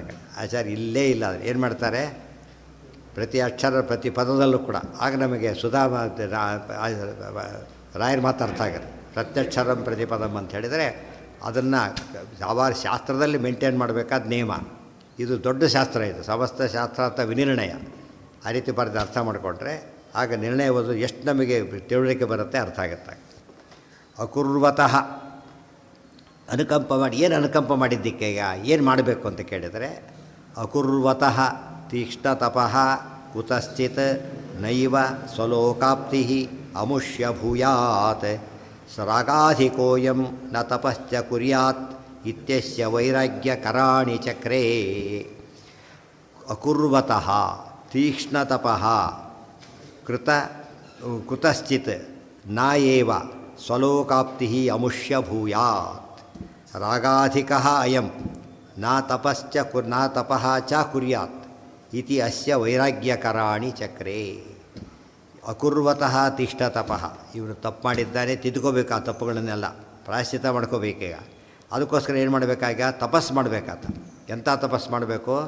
ತೀಕ್ಷ್ಣ ತಪಃ, ಉಗ್ರ ತಪಸ್ಸನ್ನು ಮಾಡಬೇಕಾದೀಗ. ಸಾಮಾನ್ಯ ತಪಸ್ಸಿಗೆ ಹೋಗೋದಲ್ಲ, ಅದು ದೊಡ್ಡ ತಪಸ್ಸು ಮಾಡಬೇಕು. ಆ ತಪಸ್ಸು ಮಾಡದೆ ಹೋದರೆ ಸ್ವಲೋಕಾಪ್ತಿ, ತನ್ನ ಮೂಲ ರೂಪ ಸೇರ್ಕೊಳ್ಳೋಕ್ಕಾಗಲ್ಲ ಆತನಿಗೆ. ತಾನು ಮೂಲ ರೂಪ ಸೇರ್ಕೋಬೇಕಾದ್ರೆ ಏನಾಗಬೇಕು? ಈ ಡ್ಯೂಸ್ ಕಳ್ಕೊಂಡು ಹೋಗಬೇಕು. ಡ್ಯೂಸ್ ಕಳ್ಕೊಂಡು ಹೋಗಬೇಕಾದ್ರೆ ಅದು ಸಣ್ಣ ಪುಟ್ಟ ಡ್ಯೂ ಅಲ್ಲ, ಅದು ತೀಷ್ಣ ತಪಸ್ಸೇ ಮಾಡಬೇಕು. ತಪಸ್ಸು ಮಾಡಬೇಕಾದ್ರೆ ಅವನು ಒನಕ್ಕೆ ಹೋಗಬೇಕು. ಕಠಿಣ ತಪಸ್ಸು ಅಂತ ಅರ್ಥ. ಉಪವಾಸ ವ್ರತಗಳೆಲ್ಲ ಏನವು? ಊಟ ಮಾಡೋ ವ್ರತ ಎಷ್ಟು ಬೇಕಾದ್ರೆ ಮಾಡಿಬಿಡ್ತಾರೆ. ಉಪವಾಸ ವ್ರತ ಆದರೆ ಪಂಚಿಸಿರುವಾಗ ಸ್ವಲ್ಪ ಹೊತ್ತು ಕಾಯಬೇಕು. ಗ್ರಹಣ ಬಂದ ಕಾಲಕ್ಕೆ ಸ್ವಲ್ಪ ಹೊತ್ತು ಕಾಯಬೇಕು ಅಂದ್ರೆ ಟೈಮು ನಿಮಿಷ ಭಯ ಆಗ್ತದೆ. ಅಯ್ಯೋ ಬೆದೆ ಇದೆ. ಈ ವರ್ಷದ ಮೊದಲನೇದು ಮತ್ತು ಕೊನೆಯದು ಎರಡನ್ನ ಉತ್ತರಾದಿ ಮಟ್ಟಕ್ಕೆ ಎರಡಿದೆ. ಅದು ಈಲೇ ಲೆಕ್ಕ ಹಾಕಿ ಈಲೇ ಶುರು ಮಾಡ್ತಾರೆ, ಡಲ್ ಆಗಿಬಿಟ್ಟಿರ್ತಾರೆ. ಸಮಸ್ತ ರಾಜಾಪ್ಯಯ ಹೇತುಭೂತಂ ತೀಕ್ಷ್ಣ ತಪಃ ಕುತಶ್ಚಿತ್. ಇವು ಏಕಾದಶಿ ವ್ರತ ಅವು ತೀಕ್ಷ್ಣ ತಪಸ್ಸು. ನಾವು ಎರಡಾಗಬೇಕಾದ್ರಿಂದ, ಒಂದು ಎಷ್ಟೋ ಪಾಪ ಮಾಡಿ ಗೊತ್ತಿರೋದಿಲ್ಲ, ಪಾಪ ಹೋಗಬೇಕು. ಇನ್ನೊಂದು ಸಿದ್ಧ ತಪಸ್ಸು ಬರಬೇಕು, ಎರಡಾಗಬೇಕು. ಅನಿಷ್ಟ ನಿವೃತ್ತಿ ಆಗಬೇಕು, ಇಷ್ಟಪ್ರಾಪ್ತಿ ಸಾಧನ ಆಗಬೇಕು. ಅದರಿಂದ ನಾವು ಪಾಪ ಮಾಡಿಲ್ಲ ಏಕಾದಶಿ ಮಾಡಿ, ಪಾಪ ಮಾಡಿದ್ದೀರಿ ಮಾಡಿ, ಪಾಪ ಮಾಡಿದ್ದೀರಿ ಹೋಗ್ಲಿಕ್ಕೆ ಮಾಡಿ, ಪಾಪ ಮಾಡಿಲ್ಲ ಪುಣ್ಯಗೋಸ್ಕರ ಮಾಡಬೇಕು. ಯಾಕೆ ವೈಕುಂಠಕ್ಕೆ ಬೇಕಾದ ಪುಣ್ಯ ಎಂಥದ್ದು? ಭಾರಿ ಜಾಸ್ತಿ ಬೇಕಾದ ದೊಡ್ಡ ತಪಸ್ಸದು, ರೆಗ್ಯುಲರ್ ತಪಸ್ಸು. ಮತ್ತು ಪ್ರತಿ ಏಕಾದಶಿ ಮಾಡಲೇಬೇಕು. ಆದ್ದರಿಂದ ಹಾಗೆಯೇ ಅಷ್ಟು ಮಾಡಿದಾಗೆಲ್ಲ ನಮಗೆ ಆಗ ಬೇಸರ ಅನಿಸಲ್ಲ. ಅದು ಯಾವುದರಿಂದ ಬೆನಿಫಿಟ್ ಇದೆ ಅಂತ ಅನ್ನಿಸ್ತದೋ ಆವಾಗ ನಾವು ಮಾಡ್ಲಿಕ್ಕೆ ನಮಗೆ ದುಃಖ ಅನಿಸೋದಿಲ್ಲ. ಸುಮ್ಮನೆ ದೇಹ ಕ್ಲೇಶ ಅಂದರೆ ತಪ್ಪಾಗ್ತದೆ. ಯಾರು 5 ಗಂಟೆವರೆಗೆ ಕೊಟ್ಟು ಕಾಯ್ಲಿಕ್ಕೆ ಸಾಧ್ಯ ಇಲ್ಲ. ದೊಡ್ಡವ್ರು ಬರಬೇಕಾಗಿದೆ, ಕಾಯ್ತಾರೆ, ಅವ್ರು ಬಂದು ಬಿಡ್ತಾರೆ. ಅಷ್ಟು ಕಾದಿದ್ದು ಅವ್ರಿಗೆ ಏನು ಅನ್ಸೋದಿಲ್ಲ, ಅದೆಲ್ಲ ಅನಿಸೋದಿಲ್ಲ. ಅವತ್ತು ಕೆಲಸ ಆಯಿತು, ಭಾರಿ ಖುಷಿ ಆಯಿತು ಅಷ್ಟೇ. ಇದು ಸುಮ್ಮನೆ ಕಾಯ್ಲಿಕ್ಕೆ ಬರೋಲ್ಲ. ಅವ್ರಿಗೆ ಯಾರು ಕಾಯ್ತಾರೆ, ಹೋಗ್ರಿ ಅಂದುಬಿಡ್ತಾರೆ. ದೊಡ್ಡವ್ರಿಗಾದರೆ ಕಾಯ್ತಾರೆ. ಅಕುರ್ವತಃ ಇದೆಲ್ಲ ಎಲ್ಲರಿಗೂ ಕೊಟ್ಟ ಸಂದೇಶ ಇದು. ನಾವು ಎಷ್ಟೋ ಪಾಪ ಮಾಡಿರ್ತೇವಲ್ಲ, ಆಡೇ ಇರ್ತೀವಿ, ಸಂಶಯನೇ ಇಲ್ಲ ಆ ಬಗ್ಗೆ. ಅದನ್ನ ಕಳ್ಕೋಬೇಕು ಫಸ್ಟು. ಸಾಯೋದಕ್ಕಿಂತ ಮುಂಚೆ ಎಲ್ಲ ಡ್ಯೂಸ್ ಕ್ಲಿಯರ್ ಮಾಡ್ಕೋಬೇಕಲ್ಲ, ಡ್ಯೂಸ್ ಎಲ್ಲ ಹೋಗಬೇಕಲ್ಲ. ಲೆಕ್ಕ ಹಾಕೋದು ಹೋದ್ರೆ ದೊಡ್ಡ ರಾಶಿ ಸಿಕ್ಬಿಡತ್ತೆ, ಆಯಿತಾ? ಅದಕ್ಕೆಲ್ಲ ಏನು ಮಾಡೋಕ್ಕೆ ಶುರು ಮಾಡಬೇಕು, ಪ್ಯಾಕಪ್ ಮಾಡ್ತಾ ಇರಬೇಕಾಗಲೇ. ಊರಿಗೆ ನಾಳೆ ಹೋಗ್ತಾರೆ ಅಂದರೆ ಇವತ್ತೆಲ್ಲ ರೆಡಿ ಮಾಡ್ಕೊಂಬಿಟ್ಟಿರ್ತಾರೆ ಆಗಲೇ. ಆ ಥರ ವ್ಯವಸ್ಥೆ ಮಾಡ್ಕೊಂಬಿಟ್ಟು ಇದು ನಾಳೆ ಹೋಗೋದಾದ್ರೆ ಮಾಡ್ಕೋಬೋದು. ಡೆತ್ ಬಗ್ಗೆ ಯಾರಿಗೂ ಗೊತ್ತಿಲ್ಲ, ಅದರಿಂದ ಏನಿರಬೇಕು, ಎವರ್ ರೆಡಿ ಇರಬೇಕು. ಬಂದರೆ ನಾನು ರೆಡಿ ಈಗ, ಆ ಥರ ಮಾಡಿ ನೋಟಿಸ್ ಇರಲೇಬೇಕದು. ಇದಾದರೆ ಎಷ್ಟೋ ಸೆಟ್ಲ್ ಆಗೋದಿಲ್ಲ, ಅದು ಫ್ಯಾಮಿಲಿ ಪೆನ್ಷನ್ ಏನೋ ಸೆಟ್ಲ್ ಆಗೋಲ್ಲ ಡ್ಯೂಸ್ ಇದ್ದುಬಿಟ್ರೆ. ತಪಶ್ಚ ಕುರ್ಯಾತ್, ಆಗಲಿ ತಪಸ್ಸು ಮಾಡಲಿ ಅಂತ ಕೇಳಿದರೆ ತಪಸ್ಸು ಮಾಡೋದಿಲ್ಲ ಅವನು. ಯಾಕೆ ರಾಗಾಧಿಕ, ತುಂಬ ಅಪೇಕ್ಷೆ ಇದೆ, ವಿಷಯಗಳು ಇನ್ನೂ ಅಪೇಕ್ಷೆ ಇದೆ. ಆದ್ದರಿಂದ ತಪಸ್ಸು ಮಾಡೋ ಐಡಿಯಾ ತಲೆಯಲ್ಲೇ ಹಾಕ್ಕೊಂಡಿಲ್ಲ ಆತ. ಮಾಡದೆ ಹೋದರೆ 3 ರೂಪಾಯಿ ಸೇರ್ಕೊಳ್ಳೋಗಿಲ್ಲ. ಎಷ್ಟು ಕಷ್ಟ ಅವ್ನಿಗೆ ಗೊತ್ತಿಲ್ಲ, ಸಮಸ್ಯೆ ಅರ್ಥ ಆಗಿಲ್ಲ ಅವನಿಗೆ. ಅದು ಅರ್ಥ ಮಾಡಿಕೊಡ್ಬೇಕೀಗ. ಫಸ್ಟ್ ಏನು ಬರಬೇಕು ಅವನಿಗೆ ತಪಸ್ಸು ಮಾಡಬೇಕಾದ್ರೆ? ವೈರಾಗ್ಯ ಬರಬೇಕು. ವೈರಾಗ್ಯ ಬರಬೇಕಾದ್ರೆ ಏನು ಮಾಡಬೇಕು? ವೈರಾಗ್ಯ ಬರೋ ಹಾಗೆ ಕೆಲಸ ಮಾಡಬೇಕು. ವೈರಾಗ್ಯ ವೈರಾಗ್ಯ ಬರಬೇಕಾದ ಕೆಲಸ ಮಾಡಿದ್ರೆ ಏನಾಗುತ್ತಾಗ ವೈರಾಗ್ಯ ಬರೋದು. ಎಷ್ಟು ಇದೆ ನೋಡಿ, ಸರಿಯಾಗಿ ಓದ್ಕೊಂಡ್ರೆ ಆಗ ಒಂದು ಲಿಂಕ್ ಅದು. ತಪಸ್ಸು ಮಾಡಬೇಕು, ತಪಸ್ಸಿಗೆ ವೈರಾಗ್ಯ ಬೇಕು, ವಿಷಯಾಸಕ್ತಿ ಇದೆ, ವೈರಾಗ್ಯ ಇಲ್ಲ. ಈಗ ವೈರಾಗ್ಯ ಬಂದರೆ ಕಾಡಿಗೆ ಹೋಗಿ ತಪಸ್ಸು ಮಾಡ್ತಾನೆ. ವೈರಾಗ್ಯ ಬರಲಿಕ್ಕೆ ಏನು ಮಾಡಬೇಕೀಗ? ವೈರಾಗ್ಯ ಹುಟ್ಟಿಸ್ತಕ್ಕಂಥ ಕೆಲಸಗಳನ್ನು ಮಾಡಬೇಕು. ಅದನ್ನು ಮಾಡ್ತೇನೆ ಅಂತ ಹೊರಟು. ಅಕುರ್ವತಸ್ತಿಷ್ಠ ತಪಃ ಕುತಶ್ಚಿತ್ ನೈವ ಸ್ವಲೋಕಾಪ್ತಿರಮುಷ್ಯ ಭೂಯಾತ್ ರಾಗಾಧಿಕೋಯಂ ನ ತಪಶ್ಚ ಕುರ್ಯಾತ್ ಇತ್ಯಸ್ಯ ವೈರಾಗ್ಯ ಕರಾಣಿ ಚಕ್ರೆ. ಈ ಯೋಚನೆಯಿಂದ ವಿಭೀಷಣರು ಏನು ಮಾಡ್ತಾ ಇದ್ದಾರೆ? ವೈರಾಗ್ಯ ಹುಟ್ಟಿಸ್ತಕ್ಕಂಥ ಕೆಲಸಗಳನ್ನು ಮಾಡ್ತಾ. ಕರಾಣಿ ಬಹುವಚನ, ಒಂದಲ್ಲ ಎರಡ, ತುಂಬ ಮಾಡಿದರು ಅಂತ ಅರ್ಥ. ಒಂದೇ ಆಗಿದ್ದರೆ ಆಗ್ತಿತ್ತು. ಈ ಬಹುವಚನ ಹೇಳಿದ್ರಿಂದ ತುಂಬ ಅಂಥ ಕೆಲಸಗಳನ್ನು ಮಾಡ್ತಾ ಇದ್ದಾರೆ. ಏನು ಮಾಡ್ತಾರೆ ಎಂಬುದನ್ನು ನೋಡಬೇಕು. ನೋಡಿ ಗೊತ್ತಾಗುತ್ತೆ ಏನಂತ, ಏನೇನು ಮಾಡ್ತಾರೆ ನೋಡಿ. ನಾವು ಎಲ್ಲ ಕೇಳಿದ್ದು ಬಿಟ್ಬಿಡ್ಬೇಕು. ಈಗ ತಪ್ಪು ಕೇಳಿರ್ತಾರೆ. ಇಲ್ಲಿ ಇರೋದನ್ನು ಓದಬೇಕಷ್ಟೇ. ಅಲ್ಲಿ ಆಗಿದೆ ಇಲ್ಲಿ ಹೀಗಿದೆ ಅಂತ ಕೇಳಬಾರ್ದು. ಇಲ್ಲಿರೋದು ಸತ್ಯ ಆದ್ದರಿಂದ ಅದು ತೆಗೆದಾಕ್ಬಿಡ್ಬೇಕಲ್ಲ ಅಷ್ಟೇ ಹೊರತು ನಾವು ಬೇರೆ ಕೇಳಿದ್ದೇವೆ ಅಂದರೆ ಟೆಕ್ಸ್ಟ್ ಅಲ್ಲ ಅದು. ಅದೆಲ್ಲ ಕೇಳೋದು ಬೇರೆ ಕೇಳಿದ್ರೆ ಬರೆದ್ರೆ ಪಾಸಾಗಲ್ಲ, ಟೆಕ್ಸ್ಟಲ್ಲಿ ಬರೆದ್ರೆ ಪಾಸಾಗೋದು.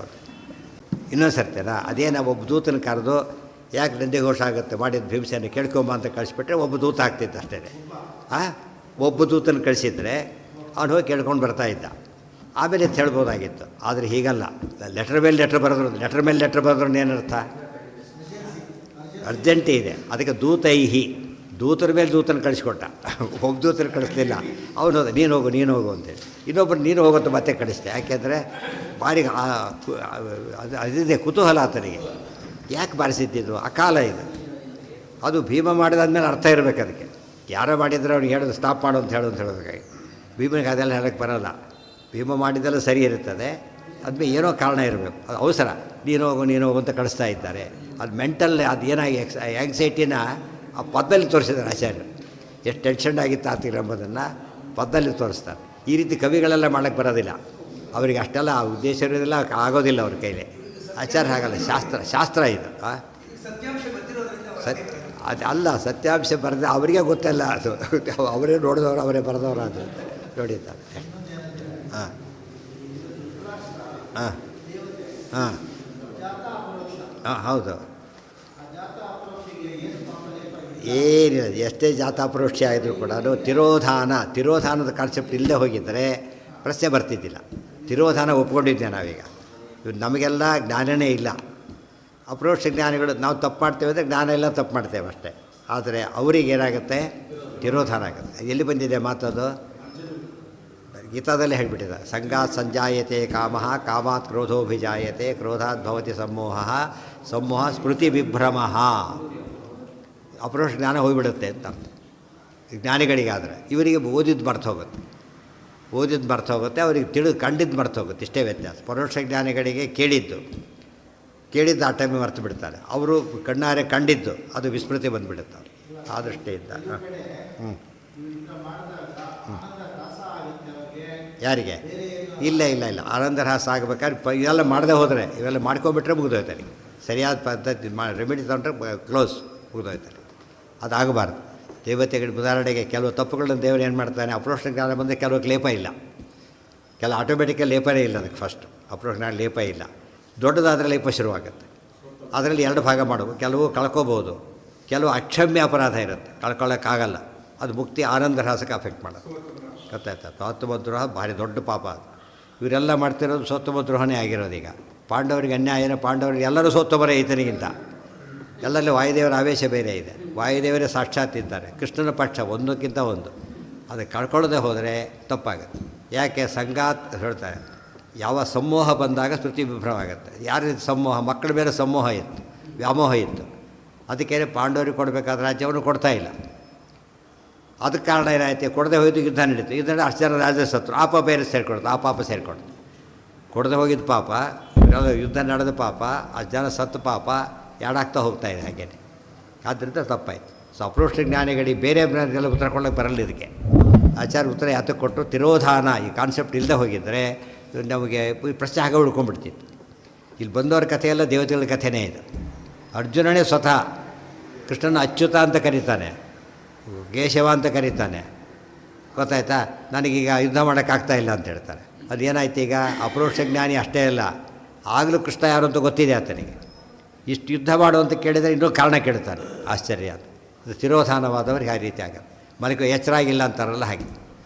ಮಲಗಿದ್ದರೆ ಎಚ್ಚರಾಗಿಲ್ಲ, ತುಂಬ ಹೊತ್ತಾಗಿದೆ, ಗಸಗಸೆ ಪಾಯಸ ಕುಡಿದು ಮಲ್ಕೊಂಡ್ಬಿಟ್ಟಿದ್ದಾರೆ, 3-4 ದಿವಸ ಆಯಿತು, ರಸ್ತೆ ಇದ್ದಿಲ್ಲ ಅಂತ ಹೇಳಿದರೆ ಹಾಗೆ ಸ್ವಲ್ಪ ಜಾಸ್ತಿ ಸಮೂಹ ಹಾಗೆ ಆ ರೀತಿ ಬರುತ್ತೆ. ದುಸ್ಸಂಗ ದುಷ್ಟಂ ಪದ ಸಂಘದಿಂದಾಗಿ ಹೋಗಿಬಿಡುತ್ತೆ. ಕೆಲವು ಕೆಟ್ಟವರು ಸಂಘ ಮಾಡಿದಾಗ ಓದಿದ್ದು ಮರ್ತು ಹೋಗುತ್ತೆ.